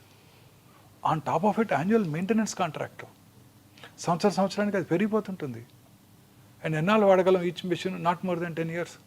10 yearsలో మళ్ళీ రిప్లేస్ చేసేయాలి. ఇంత కాస్ట్లీ ట్రీట్మెంట్ ఇప్పించినా సరే, సర్జరీ చేసినా సరే, తిరిగి మళ్ళీ క్యాన్సర్ రెమిషన్ నుంచి ఉంటుందా లేదా, తిరిగి వస్తుందా లేదా, తిరిగి రాదా అని చెప్పడానికి కూడా గ్యారంటీ లేదు. ఇందాక చెప్పాను కదండి, the unpredictable biological behaviour of the tumour makes the most predictable treatment unpredictable. అంటే సార్ అసలు క్యాన్సర్ మనిషికి రానేకూడదు. మనం అనుకునే కోరిక అదొక్కటే. చాలా ఎక్స్పెన్సివ్ అండి. Treatment is very expensive. ప్రజలు తిట్టుకుంటూ ఉంటారు డాక్టర్స్ని, బట్ వాళ్ళే బెస్ట్ ట్రీట్మెంట్ కావాలనుకుంటూ ఉంటారు, వాళ్ళే అడుగుతారు. అంటున్నారు కదా సార్, ఏదో కీమోథెరపీలో గేమ్ చేంజర్స్ వచ్చేసాయి, ఇమ్యూనో టార్గెటెడ్ థెరపీస్ అంటే అసలు గేమ్ చేంజర్స్, బట్ ఇదే very expensive. Very expensive. They are beyond the reach of a rich man. And ఎన్నాళ్ళు వాడాలి? వాడుతూనే ఉండాలి. అదేమి ఒక 6 కోర్సులు వాడి ఆపేస్తే ఇంకా వారు బతికేస్తారు అనుకుంటే వాడేస్తారు. ₹1 కోటి ఖర్చు పెట్టండి మీకు క్యూర్ అవుతుంది అనుకుంటే రెడీగా ఉంటారు చాలామంది. ఏమి గ్యారంటీ లేదే. మరి ఎట్లా సార్ ఒక పేదవాడికి క్యాన్సర్ వస్తే దిక్కేంటి సార్? అంటే ఇప్పుడు గవర్నమెంట్ అనేక రకాలుగా ఈ ఆయుష్మాన్ భారత్, ఆరోగ్యశ్రీ ద్వారా చాలామంది క్యాన్సర్ పేషెంట్స్కి అతి తక్కువ ఖర్చులో ఫ్రీగా కూడా ట్రీట్మెంట్ చేయగలుగుతున్నాం. అదొక్కటే మనకి గ్రేటెస్ట్ అసెట్. సార్ నాకు ఒకటి అనిపిస్తుంది, చెప్పండి sir if I'm wrong or right. ఇప్పుడు మనకి ఈ ఇన్సూరెన్స్లు ఉంటాయి చూడండి సార్, క్యాన్సర్ ట్రీట్మెంట్కి ఇన్సూరెన్స్ ఇస్తారు. మీరు ఇందాక అర్లీ క్యాన్సర్ డిటెక్టివ్ టెస్ట్ చెప్పారు చూడండి, దానికి ఇస్తే చాలా మంది కనీసం చేసుకొని సిచ్యువేషన్ వర్స్ట్ చేయరు కదా సార్. వాటికి ఎవరు ఇన్సూరెన్స్ అన్ని రకాల క్యాన్సర్ ట్రీట్మెంట్స్ కూడా ఇన్సూరెన్స్ కవర్ అవ్వదు. అందులో చిన్న చిన్న లెటర్స్లో పెద్ద పాలసీ సైన్ చేశారా మీరు? ఇన్సూరెన్స్ పాలసీ కట్టినప్పుడు ముందు ఇమీడియట్గా మీరు ఒక 50 lakhs, 1 crore ఇన్సూరెన్స్ తీసుకోండి. చిన్నపిల్లలు మీకు ఇన్సూరెన్స్ ఇస్తారు. ఇప్పుడు పెద్ద వయసు వచ్చినాక 50 ఏళ్ళు వచ్చాక ఇన్సూరెన్స్ అడిగితే అంత అమౌంట్కి ఇవ్వని కూడా ఎవరు, ప్రీమియం చాలా ఎక్కువగా ఉంటుంది. పిల్లలు కాబట్టి మీకు ఇప్పుడు ఇస్తారు. అందులో చిన్న లెటర్స్, స్మాల్ లెటర్స్లో చాలా ఉంటాయి. అవన్నీ చదవకుండా మనం చివరిలో సంతకం పెట్టేస్తాం. అందులో చాలా ఉంటాయి. ఈ కీమోథెరపీకి ఇన్ని లక్షలు ఇస్తాము, టార్గెటెడ్ థెరపీ కవర్ చేయము, ఇమ్యూనోథెరపీ కవర్ చేయమని కూడా రాసి ఉంటున్నాయి చాలా రకాల ఇన్సూరెన్స్ బ్రోషర్స్లో. తెలియక సైన్ చేసి తీసుకుంటూ ఉంటారు. సో చాలామందికి ఇన్సూరెన్స్ ఉన్నా కూడా కవర్ అవ్వట్లేదు. సార్ భయం వేస్తాను సార్ ఒక్కసారి చెప్పాలంటే. క్యాన్సర్కి ఇంతే కవర్ చేస్తాం, కీమోథెరపీకి ఇంత, మీ లిమిట్ అయిపోయింది, సబ్ లిమిట్ ఇంతే. మీరు నాకు అన్నట్లు అసలు క్యాన్సరే రాకూడదు సార్. అంతే, ఏ ఎలిమెంట్ రాకూడదు. ఏ ఎలిమెంట్ రాకూడదు అంటే మనం ప్రశాంతంగా బ్రతకాలి సార్. ప్రశాంతత, ఆ పాయింట్ దగ్గరికి వస్తున్నాను సార్. సంతోషంగా బ్రతకాలి, సంతోషంగా కాదు హ్యాపీగా బ్రతకాలి. ఏది ఏమైనా చెక్కు చెదరకూడదు సార్. సంతోషం అన్న వెంటనే దాని ఆపోజిట్ గుర్తొస్తుంది. స్ట్రెస్ లేని లైఫ్ ఇవాళ లేదు కదా సార్. స్ట్రెస్కి, క్యాన్సర్కి, క్యాన్సర్ తిరిగి రావడానికి 20 to 30% కారణం స్ట్రెస్సే అని అంటున్నారు, నిజమేనా? అంతకన్నా ఎక్కువేనండి నా ఉద్దేశం. నా ఎక్స్పీరియన్స్లో చాలా మంది ఇగ్నరెంట్ పేషెంట్స్ ఉంటారు. వారి హస్బెండో కొడుకో ట్రీట్మెంట్ తీసుకొస్తారు, హ్యాపీగా ట్రీట్మెంట్ తీసుకుంటారు, వెళ్ళిపోతారు. నన్ను అడుగుతారు బాగున్నానా డాక్టర్ అంటే, బాగున్నారంటే అంటే చాలా హ్యాపీ. సాయంకాలం ఇన్వెస్టిగేషన్ చేసి మీరు చాలా బాగున్నారమ్మంటే నన్ను మొక్కో లేకపోతే నాకు దండం పెట్టో వెళ్ళిపోతారు. చాలా హ్యాపీగా ఉంటారు. వాళ్ళకి ఏం తెలియదు, వాళ్ళకి అసలు ఎప్పుడు తిరిగి రాదు. చాలామంది భయపడుతుంటారు, చదివేస్తుంటారు. తిరిగి వస్తుందంట కదా డాక్టర్ గారు, నాది ERPR నెగటివ్ క్యాన్సర్ అంట కదా, నాకు తిరిగి వస్తుందంట కదా అని భయపడుతుంటారు. వాళ్ళకి ఖచ్చితంగా తిరిగి వస్తుంది. సో ప్రశాంతంగా అన్ని రకాల జబ్బులకి కూడా సంతోషము, మానసిక ప్రశాంతత ముఖ్యం. క్యాన్సర్ ఉందని తెలిస్తే ఎలా సంతోషంగా ఉంటారు సార్? మీకైనా అదే నేను చెప్పేది అదే. అందుకే చాలా మంది పేషెంట్ మనం ప్రిపేర్ చేయాలి. ఎంత లేట్ స్టేజ్ అయినా పేషెంట్కి మీరు చెప్పక్కర్లేదు. నా ఉద్దేశం అదే. నేను చాలాసార్లు అసలు ఎవరికి చెప్పను, అన్లెస్ వాళ్ళ రిలేటివ్స్ ఇన్సిస్ట్ చేస్తే తప్ప పేషెంట్కి చెప్పను. సో ఏం పర్లేదు, తగ్గిపోతుంది అనే ధైర్యం చెప్తాను. మీకు నిజం తెలుసు? నాకు తెలుసు, వాళ్ళ అటెండ్ ఫ్యామిలీ మెంబర్స్కి కూడా తెలుసు. కానీ అలాంటి వాళ్ళే they do very well. So మీరు నేను కూడా ప్రశాంతంగా ఉండాలి. మానసికంగా మనం ప్రశాంతంగా ఉంటే ఏ జబ్బులు రావు. ప్రశాంతత ఎక్కడ దొరుకుతుంది సార్? కేజీ ఎంత సార్ ప్రశాంతత? అది సంపాదించుకోగలటం మన గొప్పతనం మేడం. ఏది ఏమైనా మనం మాత్రం హ్యాపీగా ఉండాలి. ఎలాంటి ఆపద వచ్చినా మనం ప్రశాంతంగా ఉంటే దాన్ని గెలవచ్చు. సో ఉదాహరణకి చాలాసార్లు మీరు క్రికెట్ మ్యాచ్ చూస్తుంటారు, లాస్ట్ ఓవరు ఎవరు ప్రశాంతంగా ఆడితే వాళ్ళే గెలుస్తారు కదా. 20-20 మీరు ఎట్లా ఉంటారు sir despite of all so many stresses daily? మీ ప్రశాంతంగా మీరు ఏం చేస్తారు every day to be so peaceful? See, you have to be at this age. I'm 60 now. I crossed 60. నాకు ఇంకేం ఆందోళన ఉందండి. But otherwise also, sir, I've achieved whatever I wanted. I don't want anything else. I'm doing my job. I do రెగ్యులర్గా నా food మంచిగా చక్కగా తీసుకుంటాను. అన్ని రకాలుగా హ్యాపీగా ఉన్నాను. నాకు ఏ ప్రాబ్లమ్స్ లేవు. చాలాసార్లు నాకు ఇబ్బంది వచ్చేది, పేషెంట్కి సర్జరీ చేసాక ఏమైనా కాంప్లికేషన్స్ వచ్చాయనుకోండి, వాళ్ళు పెట్టే బాధే నాకు బాధ. లేకపోతే ఏముండదు. అన్ని రకాలుగా చెప్తాము. కొన్ని రకాల మేజర్ సర్జరీస్ చేసినప్పుడు కాంప్లికేషన్స్ రావచ్చు. కాంప్లికేషన్ రాకుండా ఏ సర్జన్ కూడా సర్జరీ చేయలేరు. ప్రపంచంలో బెస్ట్ ఆఫ్ ద టీమ్స్కి మేయో క్లినిక్లో అయినా రాయల్ మాస్టెంట్ హాస్పిటల్ అయినా కాంప్లికేషన్స్ వస్తాయి సర్జరీ తర్వాత. పేషెంట్స్ ఆ కాంప్లికేషన్ వచ్చినప్పుడు రిలేటివ్స్ మాకు చాలా ఇబ్బంది పెడుతుంటారు. అలాంటి చిన్న ఇబ్బందులు తప్ప నాకు ఏ రకమైన ఇబ్బంది నన్ను అసలు బాధ పెట్టదు నన్ను. అంటే మీరు మెడిటేషన్ చేస్తారా sir everyday? My OP is my meditation. చెప్పాను కదా, 8 o'clock ఓపీలోకి వెళ్తే 1 వరకు టైమే తెలియదు నాకు. అసలు క్లాక్ ఉండదు. 1 o'clock రాగానే తెలుస్తుంది కొంచెం కడుపులో ఆకలేస్తుంటుంది. 1:15 అట్లా 1:15 అయి ఉంటుంది టైము. చూస్తే time 1:15. But otherwise also sir stress వల్ల క్యాన్సర్ రికర్ అవుతుంది అంటారా? స్ట్రెస్ వల్ల క్యాన్సరే వస్తుంది కూడా స్ట్రెస్ అంటారా? వల్ల అన్ని రకాల ఎలిమెంట్స్ ఇంక్లూడింగ్ క్యాన్సర్ వస్తాయండి. Coronary artery disease, cerebrovascular accident, cancer కూడా అన్ని రకాల జబ్బులకి స్ట్రెస్సే కారణం. మన ఇమ్యూనిటీ తక్కువ అవుతుంది. మనం ఎప్పుడైతే హ్యాపీగా లేనప్పుడో మన ఇమ్యూనిటీ తగ్గుతుంది. ఇమ్యూనిటీ తగ్గినప్పుడు ఈ మ్యూటేషన్స్ పైచేయి సాధిస్తాయి. They take upper hand. Coronary artery disease కానివ్వండి, కరోనా ఇన్ఫెక్షన్ కానివ్వండి, సెరిబ్రోవాస్కులర్ యాక్సిడెంట్ కానివ్వండి, క్యాన్సర్ కానివ్వండి, అన్ని రకాల ఎలిమెంట్స్కి స్ట్రెస్సే కారణం. ప్రశాంతంగా ఉంటే ఏ జబ్బు రాదు. ప్రశాంతంగా ఉంటే వైరల్ ఇన్ఫెక్షన్ వచ్చినా తొందరగా తగ్గిపోతుంది. మంచి నిద్ర, సంతోషం. సార్ ఆటో ఇమ్యూన్ డిసీజెస్ ఉన్న వాళ్ళకి క్యాన్సర్ ఇన్సిడెన్స్ ఎక్కువ అంటారు, నిజమేనా ఇది? అలానే ఏం లేదండి. కొన్ని రకాల ఎలిమెంట్స్ ఉండొచ్చు, కానీ అంత స్పెసిఫిక్గా ఆటో ఇమ్యూన్ డిసీజ్ ఉన్న వాళ్ళకి క్యాన్సర్ వస్తుందని ఏం లేదు. బికాజ్ వాళ్ళలో ఆల్రెడీ రోగనిరోధక శక్తిని సప్రెస్ చేయబడుతూ ఉంటుంది కాబట్టి క్యాన్సర్ రావడానికి ఆస్కారం ఎక్కువ ఉంది అని అంటారు. ఆటో ఇమ్యూన్ డిసీజ్ అంటే మన బాడీలో ఉన్న ఇమ్యూన్ మెకానిజం మన ఓన్ ఆర్గన్స్ మీద అగెన్స్ట్గా పనిచేస్తాయి. మామూలుగా ఇప్పుడు ఉదాహరణకి ఒక ఇండివిజువల్కి కిడ్నీ ట్రాన్స్ప్లాంట్ చేసామనుకోండి.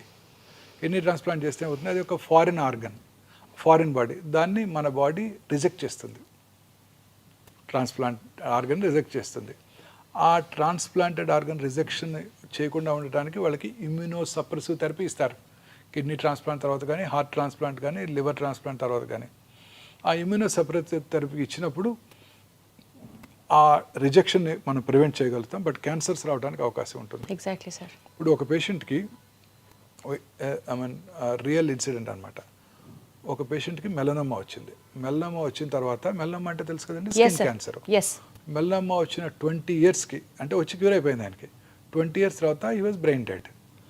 20 years అయిపోయింది కదా, ఆయన కిడ్నీ తీసుకెళ్ళి ఇంకెవరికో ట్రాన్స్ప్లాంట్ చేశారు. మరి ట్రాన్స్ప్లాంట్ చేసినప్పుడు వాళ్ళకి ఇమ్యూనోసప్రెసివ్ థెరపీ ఇస్తారు కదండి. ఇమ్యూనోసప్రెసివ్ థెరపీ ఇచ్చినప్పుడు వాళ్ళకి మెలనోమా వచ్చింది.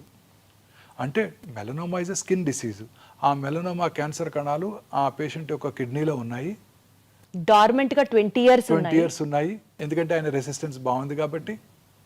20 years తర్వాత ఇక్కడ ఇమ్యునోసప్రెస్డ్ ఇండివిజువల్, ఎందుకంటే ఇమ్యునోసప్రెసివ్ థెరపీ ఇచ్చారు కాబట్టి ఆ transplant రెసిపియంట్కి మెల్లమ్మ took upper hand Aggravating. and he got melanoma.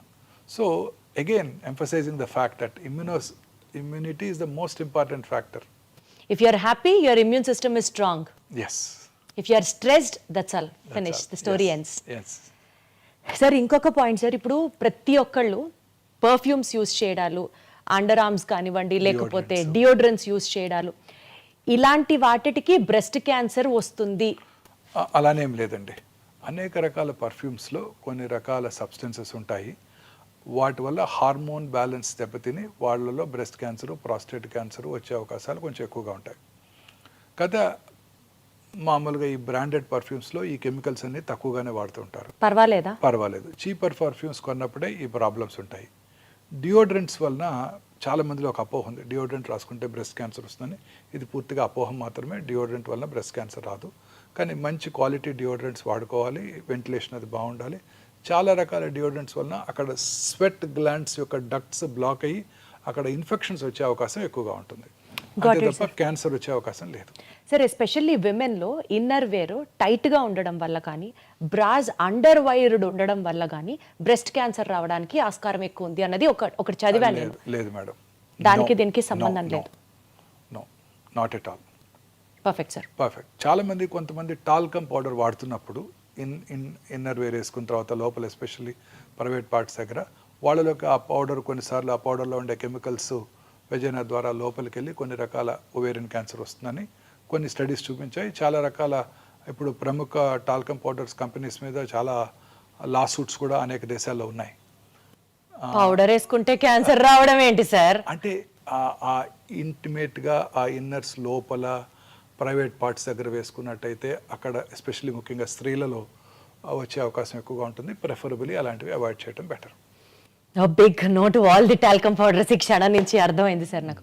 Sir ఒక్కటి చెప్పండి, vitamin D supplement, calcium, magnesium, zinc, vitamin B12, folic acid ఇట్లాంటి సప్లిమెంట్స్ తీసుకోకుండా నాకు తెలిసి ఈ రోజుల్లో ఎవరు లేరు. మేబీ 20-25 నుంచే స్కిన్ కోసం సప్లిమెంట్, హెయిర్, నెయిల్స్ కోసం ఇట్లా సప్లిమెంట్స్ మీదే బండి నడుస్తున్న ఈ రోజుల్లో యాంటీ ఆక్సిడెంట్ సప్లిమెంట్స్ తీసుకోవడం వల్ల క్యాన్సర్ వచ్చే అవకాశం తగ్గుతుంది అని ఒక నానుడు ఉంది. ఇది నిజమా కాదా మీరే చెప్పాలి. అంటే యాంటీ ఆక్సిడెంట్స్ ఈ ఫ్రీ రాడికల్స్ డ్యామేజ్ని ప్రివెంట్ చేసి ఖచ్చితంగా క్యాన్సర్ అవడాన్ని నిరోధిస్తాయి.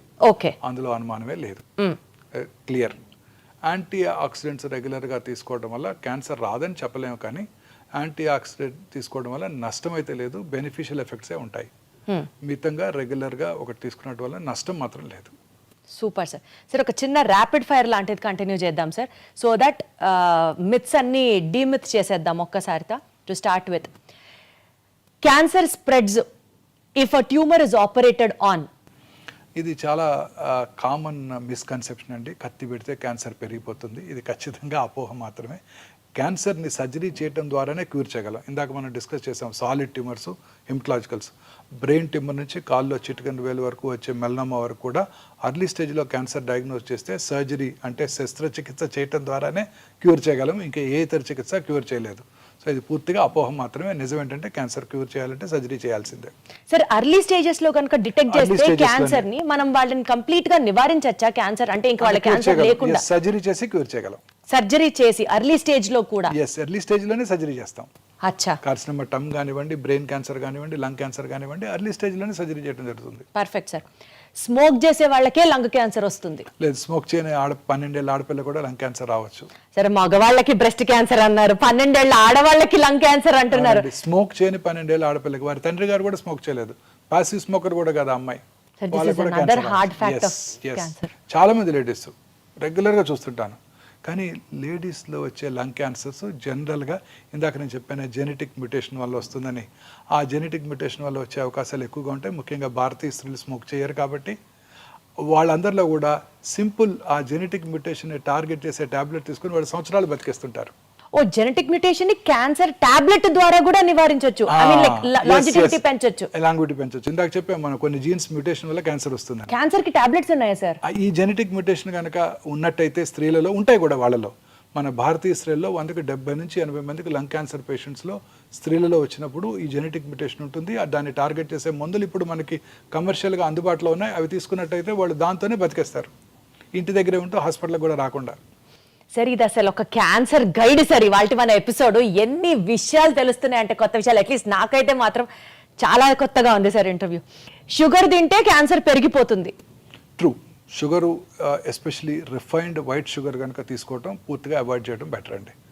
కాంప్లెక్స్ షుగర్స్ తీసుకోవటం, ప్రాసెస్డ్ షుగర్స్ని అవాయిడ్ చేస్తూ కాంప్లెక్స్ కార్బోహైడ్రేట్స్ తీసుకోవటం మంచిది. ఒకసారి క్యాన్సర్ వస్తే తిరిగి మళ్ళీ వస్తూనే ఉంటుంది. క్యాన్సర్ కనుక వచ్చినట్టయితే తిరిగి వచ్చే అవకాశాలు ఎక్కువగా ఉంటాయి. అది ఆ క్యాన్సర్ యొక్క డిసీజ్ స్టేజ్ని బట్టి, క్యాన్సర్ యొక్క బిహేవియర్ని బట్టి ఆధారపడి ఉంటుంది. క్యాన్సర్కి సంబంధించి మనకి స్క్రీనింగ్ టెస్ట్లు ఏ ఏజ్ నుంచి చేయించుకోవడం మన లైఫ్ స్టైల్లో ఒక భాగం అయిపోవాలి సార్? అంటే డిఫరెంట్ క్యాన్సర్స్కి డిఫరెంట్గా ఉంటాయండి. ఉదాహరణకి బ్రెస్ట్ క్యాన్సర్ ఉందనుకోండి, ఫ్యామిలీ హిస్టరీ ఉన్నవాళ్ళు 40 ఇయర్స్ నుంచే రెగ్యులర్గా స్క్రీనింగ్ చేసుకుంటూ ఉండాలి.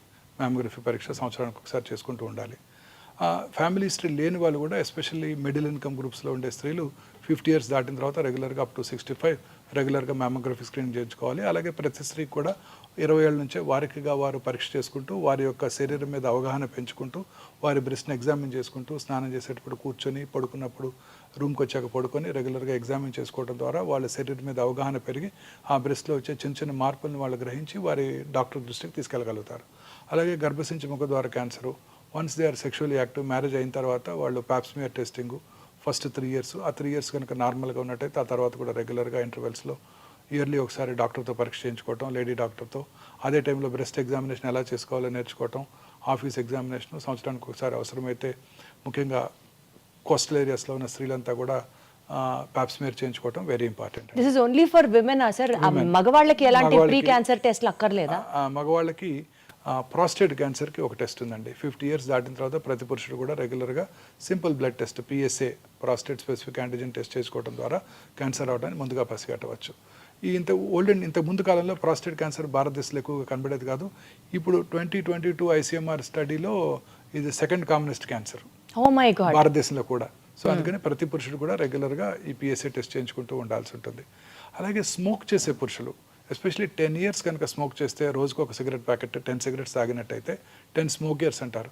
వాళ్ళు రెగ్యులర్గా 6 నెలలకు ఒకసారి లో డోసేజ్ CT స్కాన్ మెషిన్స్తో CT స్కాన్ చేయించుకోవడం ద్వారా క్యాన్సర్ అవటాన్ని ముందుగా పసిగట్టవచ్చు. ఈ 2 క్యాన్సర్స్కే స్క్రీనింగ్ అందుబాటులో ఉంది పురుషుల్లో. స్త్రీలలో బ్రెస్ట్ క్యాన్సరు, గర్భసంచి ముఖద్వార క్యాన్సర్కి రెగ్యులర్గా స్క్రీన్ చేసుకుంటూ ఉండాలి. మిగతా క్యాన్సర్స్కి సిమ్టమ్స్ ఎప్పుడైనా ఉంటే వారు చెక్ చేసుకుంటూ ఉన్నట్టుగా సరిపోతుంది. సరే, ఎస్పెషల్లీ ఎక్కడా లేనటువంటి టెక్నాలజీ కానీ, ఎక్విప్మెంట్ కానీ, క్యాన్సర్ డయాగ్నోసిస్ దగ్గర నుంచి ట్రీట్మెంట్ దాకా వీ హ్యావ్ ఎట్ ఒమేగా అని విన్నాను. Something about that sir? ఇప్పుడు అనేక రకాలైన టెస్ట్లో ఇప్పుడు కామన్గా ఈ CT స్కాన్ చేసుకున్నప్పుడు, PET స్కాన్ చేసుకున్నప్పుడు, చాలామందిలో ఒక చిన్న మ్యామోగ్రఫీ చేసుకున్నప్పుడు చాలామందిలో ఒక అపోహ, ఈ స్క్రీనింగ్ టెస్ట్ ద్వారా రేడియేషన్ ఎక్స్పోజర్ ఉంటుంది, ఆ రేడియేషన్ ఎక్స్పోజర్ వల్ల క్యాన్సర్ వస్తుంది అని భయపడుతూ ఉంటారు. ఇప్పుడు ఈ కొత్తగా వచ్చిన డిజిటల్ మ్యామోగ్రఫీ మెషిన్లో రేడియేషన్ ఎక్స్పోజర్ చాలా తక్కువ. ప్రతి స్త్రీ కూడా ఖచ్చితంగా 40 ఇయర్స్ వచ్చిన దగ్గర నుంచి ఫ్యామిలీ హిస్టరీ కనుక ఉన్నట్టయితే స్క్రీనింగ్ చేసుకోవటం, అదర్వైజ్ 50 తర్వాత చేసుకోవడం వల్ల ఎటువంటి రిస్క్ ఉండదండి. ఇప్పుడు చాలామంది క్యాన్సర్ పేషెంట్ కూడా PET-CT స్కాన్ చేసుకోమని, కానీ దానివల్ల రేడియేషన్ ఉంటుందట కదండి అని అడుగుతారు. నార్మల్ అనలాగ్ PET స్కాన్స్లో రేడియేషన్ ఎక్స్పోజర్ 24 మిల్లీసివరెట్స్ ఉన్నట్టయితే ఈ కొత్త AI పవర్డ్ డిజిటల్ PET-CT స్కాన్లో రేడియేషన్ ఎక్స్పోజర్ 8 మిల్లీసివరెట్స్. అలాగే ఇప్పుడు PET-MR కూడా అందుబాటులోకి వచ్చింది. ఆ PET-MR అసలు రేడియేషన్ ఎక్స్పోజరే ఉండదు, చాలా మినిమం 95% డోస్ తగ్గిపోతుంది. సో వీటిలో రేడియేషన్ ఎక్స్పోజర్ ఉండదు, వీటి వల్ల క్యాన్సర్ వచ్చే అవకాశం లేదు. సో చక్కగా హ్యాపీగా మనం ఆ పరీక్ష చేయించుకోవడం ద్వారా క్యాన్సర్ రావటాన్ని, క్యాన్సర్ స్టేజ్ని, క్యాన్సర్ తిరిగి రావటాన్ని కూడా పసిగట్టవచ్చు. సార్, క్యాన్సర్ ఉంది అని తెలిసిన తర్వాత ఎమోషనల్గా ఫ్యామిలీస్ చేసే మిస్టేక్ ఏంటి sir? Maybe because of stress కానివ్వచ్చు, తెలిసిన వాళ్ళకి క్యాన్సర్ వచ్చింది అన్న భయం కావచ్చు. యూజువలీ ఎలాంటి మిస్టేక్స్ చేస్తూ ఉంటారు? క్యాన్సర్ పేషెంట్స్తో ప్రాబ్లం ఏంటంటే వాళ్ళు చాలా డిస్టర్బ్ అయిపోతారు. మీరు అన్నట్టు, మీరు మన ఫ్యామిలీ మెంబర్కే కాదండి, మన రోజు వాకింగ్కి వెళ్తున్నాం అనుకోండి, లేకపోతే నేను రోజు మార్నింగ్ ఎర్లీ మార్నింగ్ కార్లో వస్తుంటాను, నాకు ఎదురుగా ఒక 10 మంది వస్తుంటారు. ఆ 10 మందిలో ఎవరైనా ఒకళ్ళు ఈ మధ్య గత 10 ఏళ్ళలో ఒకళ్ళు రావట్లేదు. ఎందుకు రావట్లేదు? వాళ్ళకి ఏదో క్యాన్సర్ ఉందో తెలిస్తే ఆ మనిషి మనకు తెలియకపోయినా మనం డిస్టర్బ్ అవుతాం 2 రోజులు. అయ్యో ఆయన క్యాన్సర్ వచ్చిందంట. మనకే కాదు, మన నైబర్హుడ్లో ఎవరికైనా క్యాన్సర్ వచ్చినా మనం ఇమీడియట్గా డిస్టర్బ్ అవుతాం. ఈ ఎమోషనల్ ట్రామాలో పొరపాటున మిస్టేక్స్ చేసేస్తూ ఉంటారు కదా సార్? తప్పనిసరిగా ఈ ఎమోషనల్ ట్రామాలో వాళ్ళు చాలామంది ఫ్యామిలీ మెంబర్స్ ఉంటారు. ఒకళ్ళు ఒక చోటకి వెళ్దాం ఉంటారు, ఒకళ్ళు ఇంకో హాస్పిటల్కి వెళ్దాం ఉంటారు, అలా ట్రీట్మెంట్ డిలే చేసేస్తుంటారు. తర్వాత కొంతమంది అసలు అలోపతి ట్రీట్మెంటే వద్దు, మనం న్యాచురోపతి ట్రీట్మెంట్కి వెళ్దాము. అది ఎఫెక్టివా సార్? ఏముండదండి, షిమోగాకి వెళ్దాం, షిమోగా మెడిసిన్ తీసుకుందాం, లేకపోతే ధర్మస్థల వెళ్దాం, ధర్మస్థల మెడిసిన్ తీసుకుందాం, టిబెటిన్ మెడిసిన్ తీసుకుందాం. ఇలాంటివన్నీ కూడా ఎక్కువైపోతున్నాయండి. చక్కగా క్యాన్సర్ ట్రీట్మెంట్ తీసుకుంటున్న వాళ్ళు కూడా, చక్కగా క్యూర్ అవుతున్న వాళ్ళు కూడా ఇవన్నీ వేస్ట్, ఇవి తీసుకున్నా కానీ తిరిగి వస్తుంది, మా ఇంటి పక్కన ఆయనకు తిరిగి వచ్చింది, వాళ్ళు షిమోగా వెళ్ళి వైద్యం చేసుకున్నారని అక్కడికి వెళ్ళి ఈ ట్రీట్మెంట్ మాన్పించి అక్కడ తీసుకెళ్ళి వైద్యం చేస్తుంటారు. అంటే వాళ్ళకేదో వీళ్ళ మీద కోపంతో కాదు, వాళ్ళకేదో ఇతనికి హెల్ప్ చేద్దామని ఆశతో. పైగా ఈ ట్రీట్మెంట్ అంతా కొంచెం ఎక్స్పెన్సివ్గా ఉంటుంది అలోపతి వైద్య విధానంలో. సో వాళ్ళు తట్టుకోలేరు, పేదవాడు కదా, ఇతని షిమ్మగా తీసుకెళ్తే అక్కడ తక్కువ ఖర్చులో వైద్యం అయిపోతుంది అని అక్కడికి వెళ్తూ ఉంటారు. ఇది ఖచ్చితంగా డెఫినెట్గా క్యాన్సర్ క్యూర్ అయ్యే అవకాశాలు బాగా తగ్గిపోతాయండి. సో క్యాన్సర్ ట్రీట్మెంట్లో బ్రేక్ రావటం, క్యాన్సర్ ట్రీట్మెంట్ని నిలిపివేసి ఇతరత్ర ఆల్టర్నేటివ్ ట్రీట్మెంట్ స్టార్ట్ చేయడం, ముఖ్యంగా ఇండియాలో ఫినాన్షియల్ ప్రాబ్లమ్స్ ఏనండి. వేరే ఆల్టర్నేటివ్ మోడ్స్ ఆఫ్ ట్రీట్మెంట్ కోసం డిపెండ్ ఫినాన్షియల్ ప్రాబ్లమ్సే. ఇది ఎక్స్పెన్సివ్గా ఉంటుందని ఒక అపోహ కూడా ఉంది. అన్ని క్యాన్సర్ ట్రీట్మెంట్స్ ఎక్స్పెన్సివ్గా ఉండవు. ఎక్స్పెన్సివ్ ట్రీట్మెంట్ అందుబాటులో ఉంటుంది, చీపర్ ట్రీట్మెంట్స్ అందుబాటులో ఉంటాయి. మీరు కారు కొనుక్కోవాలంటే అందరూ 50 లక్షలు పెట్టి బెంజ్ కారు కొనుక్కోకర్లేదు, 2 లక్షలకి మారుతి కారు కూడా లభ్యం అవుతుంది కదా. అర్లీగా డిటెక్ట్ చేసి డాక్టర్ దగ్గరికి రాగలిగితే, డాక్టర్ హెల్ప్ తీసుకుంటే, అర్లీగా కనుక డిటెక్ట్ అయితే తక్కువలోనే అయిపోవచ్చు కదా సార్. సార్ అసలు ఎట్లా తెలుస్తుంది sir science and symptoms of cancer ఏంటి చెప్పండి? అదే మెయిన్ ప్రాబ్లం అండి. Cancer is a silent killer. Symptoms ఏమి కలిగించదు. చాలాసార్లు లేట్ స్టేజ్లోనే సిమ్టమ్స్ వస్తాయి. చిన్న చిన్న సిమ్టమ్స్ ఉంటాయి, అవి జనరల్గా అందరూ నెగ్లెక్ట్ చేస్తారు. ఏంటి సార్ అలాంటి ఒక 5 to 7 సైన్స్ చెప్పండి. ఉదాహరణ పైనుంచి కిందకి వెళ్దాం. Brain headache, early morning headache వచ్చింది అనుకోండి ఎవరికైనా, అది అశ్రద్ధ చేయకూడదు. ఇంటెన్సిటీ పెరిగిపోతుంది అనుకోండి రెగ్యులర్గా, అశ్రద్ధ చేయకూడదు. పొద్దున్నే 3 గంటలకి హెడేక్తో నిద్రలేగుస్తున్నాం అనుకోండి, అది అశ్రద్ధ చేయకూడదు. హెడేక్తో పాటు వామిటింగు, మెమరీ లాసు, ఫిట్స్ రావడం ఉంటే ఖచ్చితంగా అది బ్రెయిన్ ట్యూమర్ని సూచిస్తుంది. కొన్ని ఫంక్షనల్ అబ్నార్మాలిటీస్, సడన్గా జ్ఞాపక శక్తి తగ్గిపోవటం, జ్ఞాపక శక్తి తగ్గిపోవటం, విజన్ డిస్టర్బెన్సెస్ రావటం, ఇవన్నీ కూడా బ్రెయిన్ ట్యూమర్ లక్షణాలు. చిన్న చిన్న ఎరుపు తెలుపు మిళితమైన ప్యాచెస్ రావటం ఓరల్ క్యావిటీలో, నాలుక మీద కానివ్వండి, బక్కల క్యావిటీలో కానివ్వండి. మానని పుండు, నొప్పి లేని పుండు క్రమంగా పెరుగుతోంది మానకుండా, అది క్యాన్సర్ పుండు కావచ్చు.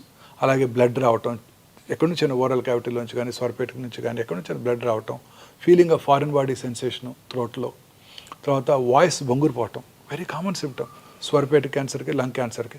మానని దగ్గు, చాలామంది నెగ్లెక్ట్ చేస్తారు స్మోకర్స్. లాస్ట్ ఇయర్ కూడా ఇలానే వచ్చింది, అప్పుడు సిటీ స్కాన్ కూడా చేయించారు, నార్మల్గా ఉందంటారు. మానని దగ్గు, తగ్గినప్పుడు ఫ్లెమ్లో బ్లడ్ రావటం, లో గ్రేడ్ చెస్ట్ పెయిన్ రావటం, ఆకలి తగ్గిపోవటం. ఈ 3 వెరీ ఇంపార్టెంట్ సిమ్టమ్స్ అండి. ఆకలి తగ్గటం, తినాలని పెంచిపోవటం, బ్రేక్ఫాస్ట్ టేబుల్ దగ్గరికి వెళ్ళటం, తినకుండా వెనక్కి రావటం, అయితే నువ్వు ఇడ్లీ తినగానే ఒక ఇడ్లీ తినగానే పొట్ట ఫుల్ అయినట్టు ఉండటం. ఇవి అలాగే లో గ్రేడ్ ఫీవరు, కొంచెం అలసటగా ఉండటం, ఇవన్నీ ఎప్పుడు కూడా అశ్రద్ధ చేయకూడదు. అలాగే మింగుతున్నప్పుడు ఫుడ్ అడ్డం పట్టడం, ముందు సాలిడ్స్ అడ్డం పట్టడం, తర్వాత లిక్విడ్స్ కూడా అడ్డం పట్టడం. తర్వాత స్టమక్ క్యాన్సరు, సౌత్ ఇండియన్ మెన్లో కామనెస్ట్ క్యాన్సరు. కొంచెం ఫుడ్ తినగానే పొట్ట ఫుల్ అయిపోయినట్టు ఉండటం, రోజు బ్రేక్ఫాస్ట్కి 4 ఇడ్లీలు తింటాం, ఇప్పుడు 1-2 తినగానే పొట్ట ఫుల్ అయిపోతుంది, నాకేదో గ్యాస్ ఉంది, గ్యాస్ పట్టేసింది అనుకుంటారు తప్ప క్యాన్సర్ ఉందని ఎవరు అనుకోరు. వామిటింగ్ రావటం, బెల్చింగ్స్ ఎక్కువగా రావటం, అన్డైజెస్టెడ్ ఫుడ్ ఉన్నప్పుడు ఆ బెల్చింగ్, ఫౌల్ స్మెల్లింగ్ బెల్చింగ్ రావటం, ఆ తర్వాత వామిటింగ్ రావటం, వామిటస్లో రక్తం పట్టడం, వెయిట్ తగ్గిపోవటం, ఇవన్నీ కూడా గ్యాస్ట్రిక్ క్యాన్సర్ లక్షణాలు. మలమూత్ర విసర్జన అలవాట్లో మార్పు రావటం, మోషన్లో బ్లడ్ పట్టడం, రకరకాలుగా చాలాసార్లుగా మోషన్ పాస్ చేయటం, మోషన్లో గమ్ లాంటి వైటిష్ మెటీరియల్ రావటం, బ్లడ్ రావటం, యూరిన్లో బ్లడ్ పట్టడం, ఇంటర్మెన్స్ట్రల్ బ్లీడింగ్, పీరియడ్స్ కాని టైంలో బ్లడ్ రావటం, పోస్ట్ కాయిటల్ బ్లీడింగ్ ఉండటం, లో గ్రేడ్ లోవర్ అబ్డామినల్ పెయిన్, గర్భసంచి ముఖద్వార క్యాన్సర్ లక్షణాలు. బాడీలో ఎక్కడైనా ఏదైనా లంపు క్రమం తప్పకుండా పెరిగిపోవటం, నొప్పి లేకుండా ఉండటం, పుట్టుమచ్చలు ఎస్పెషల్లీ పుట్టుమచ్చలో సైజు ర్యాపిడ్గా పెరగటం, ఫ్లేక్స్గా పెల్సులుగా ఊడిపోవటం, కలర్ మారటం, ఇర్రెగ్యులర్గా తయారవటం, పుట్టుమచ్చ నుంచి పుండు పట్టడం, బ్లడ్ రావటం, ఇవన్నీ కూడా పుట్టుమచ్చలు క్యాన్సర్గా మారుతున్నాయని మనం గ్రహించాలన్నమాట. మీరు చెప్పిన ఈ కామన్ సిమ్టమ్స్ యూజువల్లీ అవాయిడ్ చేసేవే సార్. కొంచెం అరగకపోయినా ఈ రోజు అరగలేదులే అనుకుంటాం, కానీ అమ్మో ఇక్కడ ఏదో ఉంది అని అయితే నెగ్లెక్ట్ చేస్తాం. లూజ్ మోషన్స్ అవుతాయి, కాన్స్టిపేషన్ వస్తుంది, లాస్ట్ వీక్ వెళ్ళి బావర్చీలో తిన్నాం అందువల్లనే వస్తుంది, ఆమె వీక్ డిసెంట్రీ అనుకుంటారే తప్ప క్యాన్సర్ ఉందని అనుకోరు. బ్లీడింగ్ అవగానే హెమరాయిడ్స్, పైల్స్ లాస్ట్ ఇయర్ కూడా ఎలా ఉన్నాయో కొన్నిసార్లు తగ్గిపోతుంది అనుకుంటారే తప్ప అశ్రద్ధ చేస్తారు. అశ్రద్ధ చేసినా మాక్సిమం సార్ 1-2 days చూసి తర్వాత ఇమ్మీడియట్గా డాక్టర్ దగ్గరికి వచ్చేయడమే కదా. ఎనీ సిమ్టమ్ అండి పర్సిస్టెంట్గా ఉన్నట్టయితే, బ్లీడింగ్ అవుతూనే ఉంది గత వారం రోజులుగా 15 రోజులుగా అంటే అశ్రద్ధ చేయకూడదు. హెమరాయిడ్స్ ఉన్నాయి అనుకోకూడదు. ఒకవేళ వెళ్ళి డాక్టర్ చూపించుకొని హెమరాయిడ్స్ ఉన్నా ఆ హెమరాయిడ్స్కి ట్రీట్మెంట్ తీసుకోవాలి. ట్రీట్మెంట్ తీసుకున్నాక బ్లీడింగ్ ఆగిపోవాలి.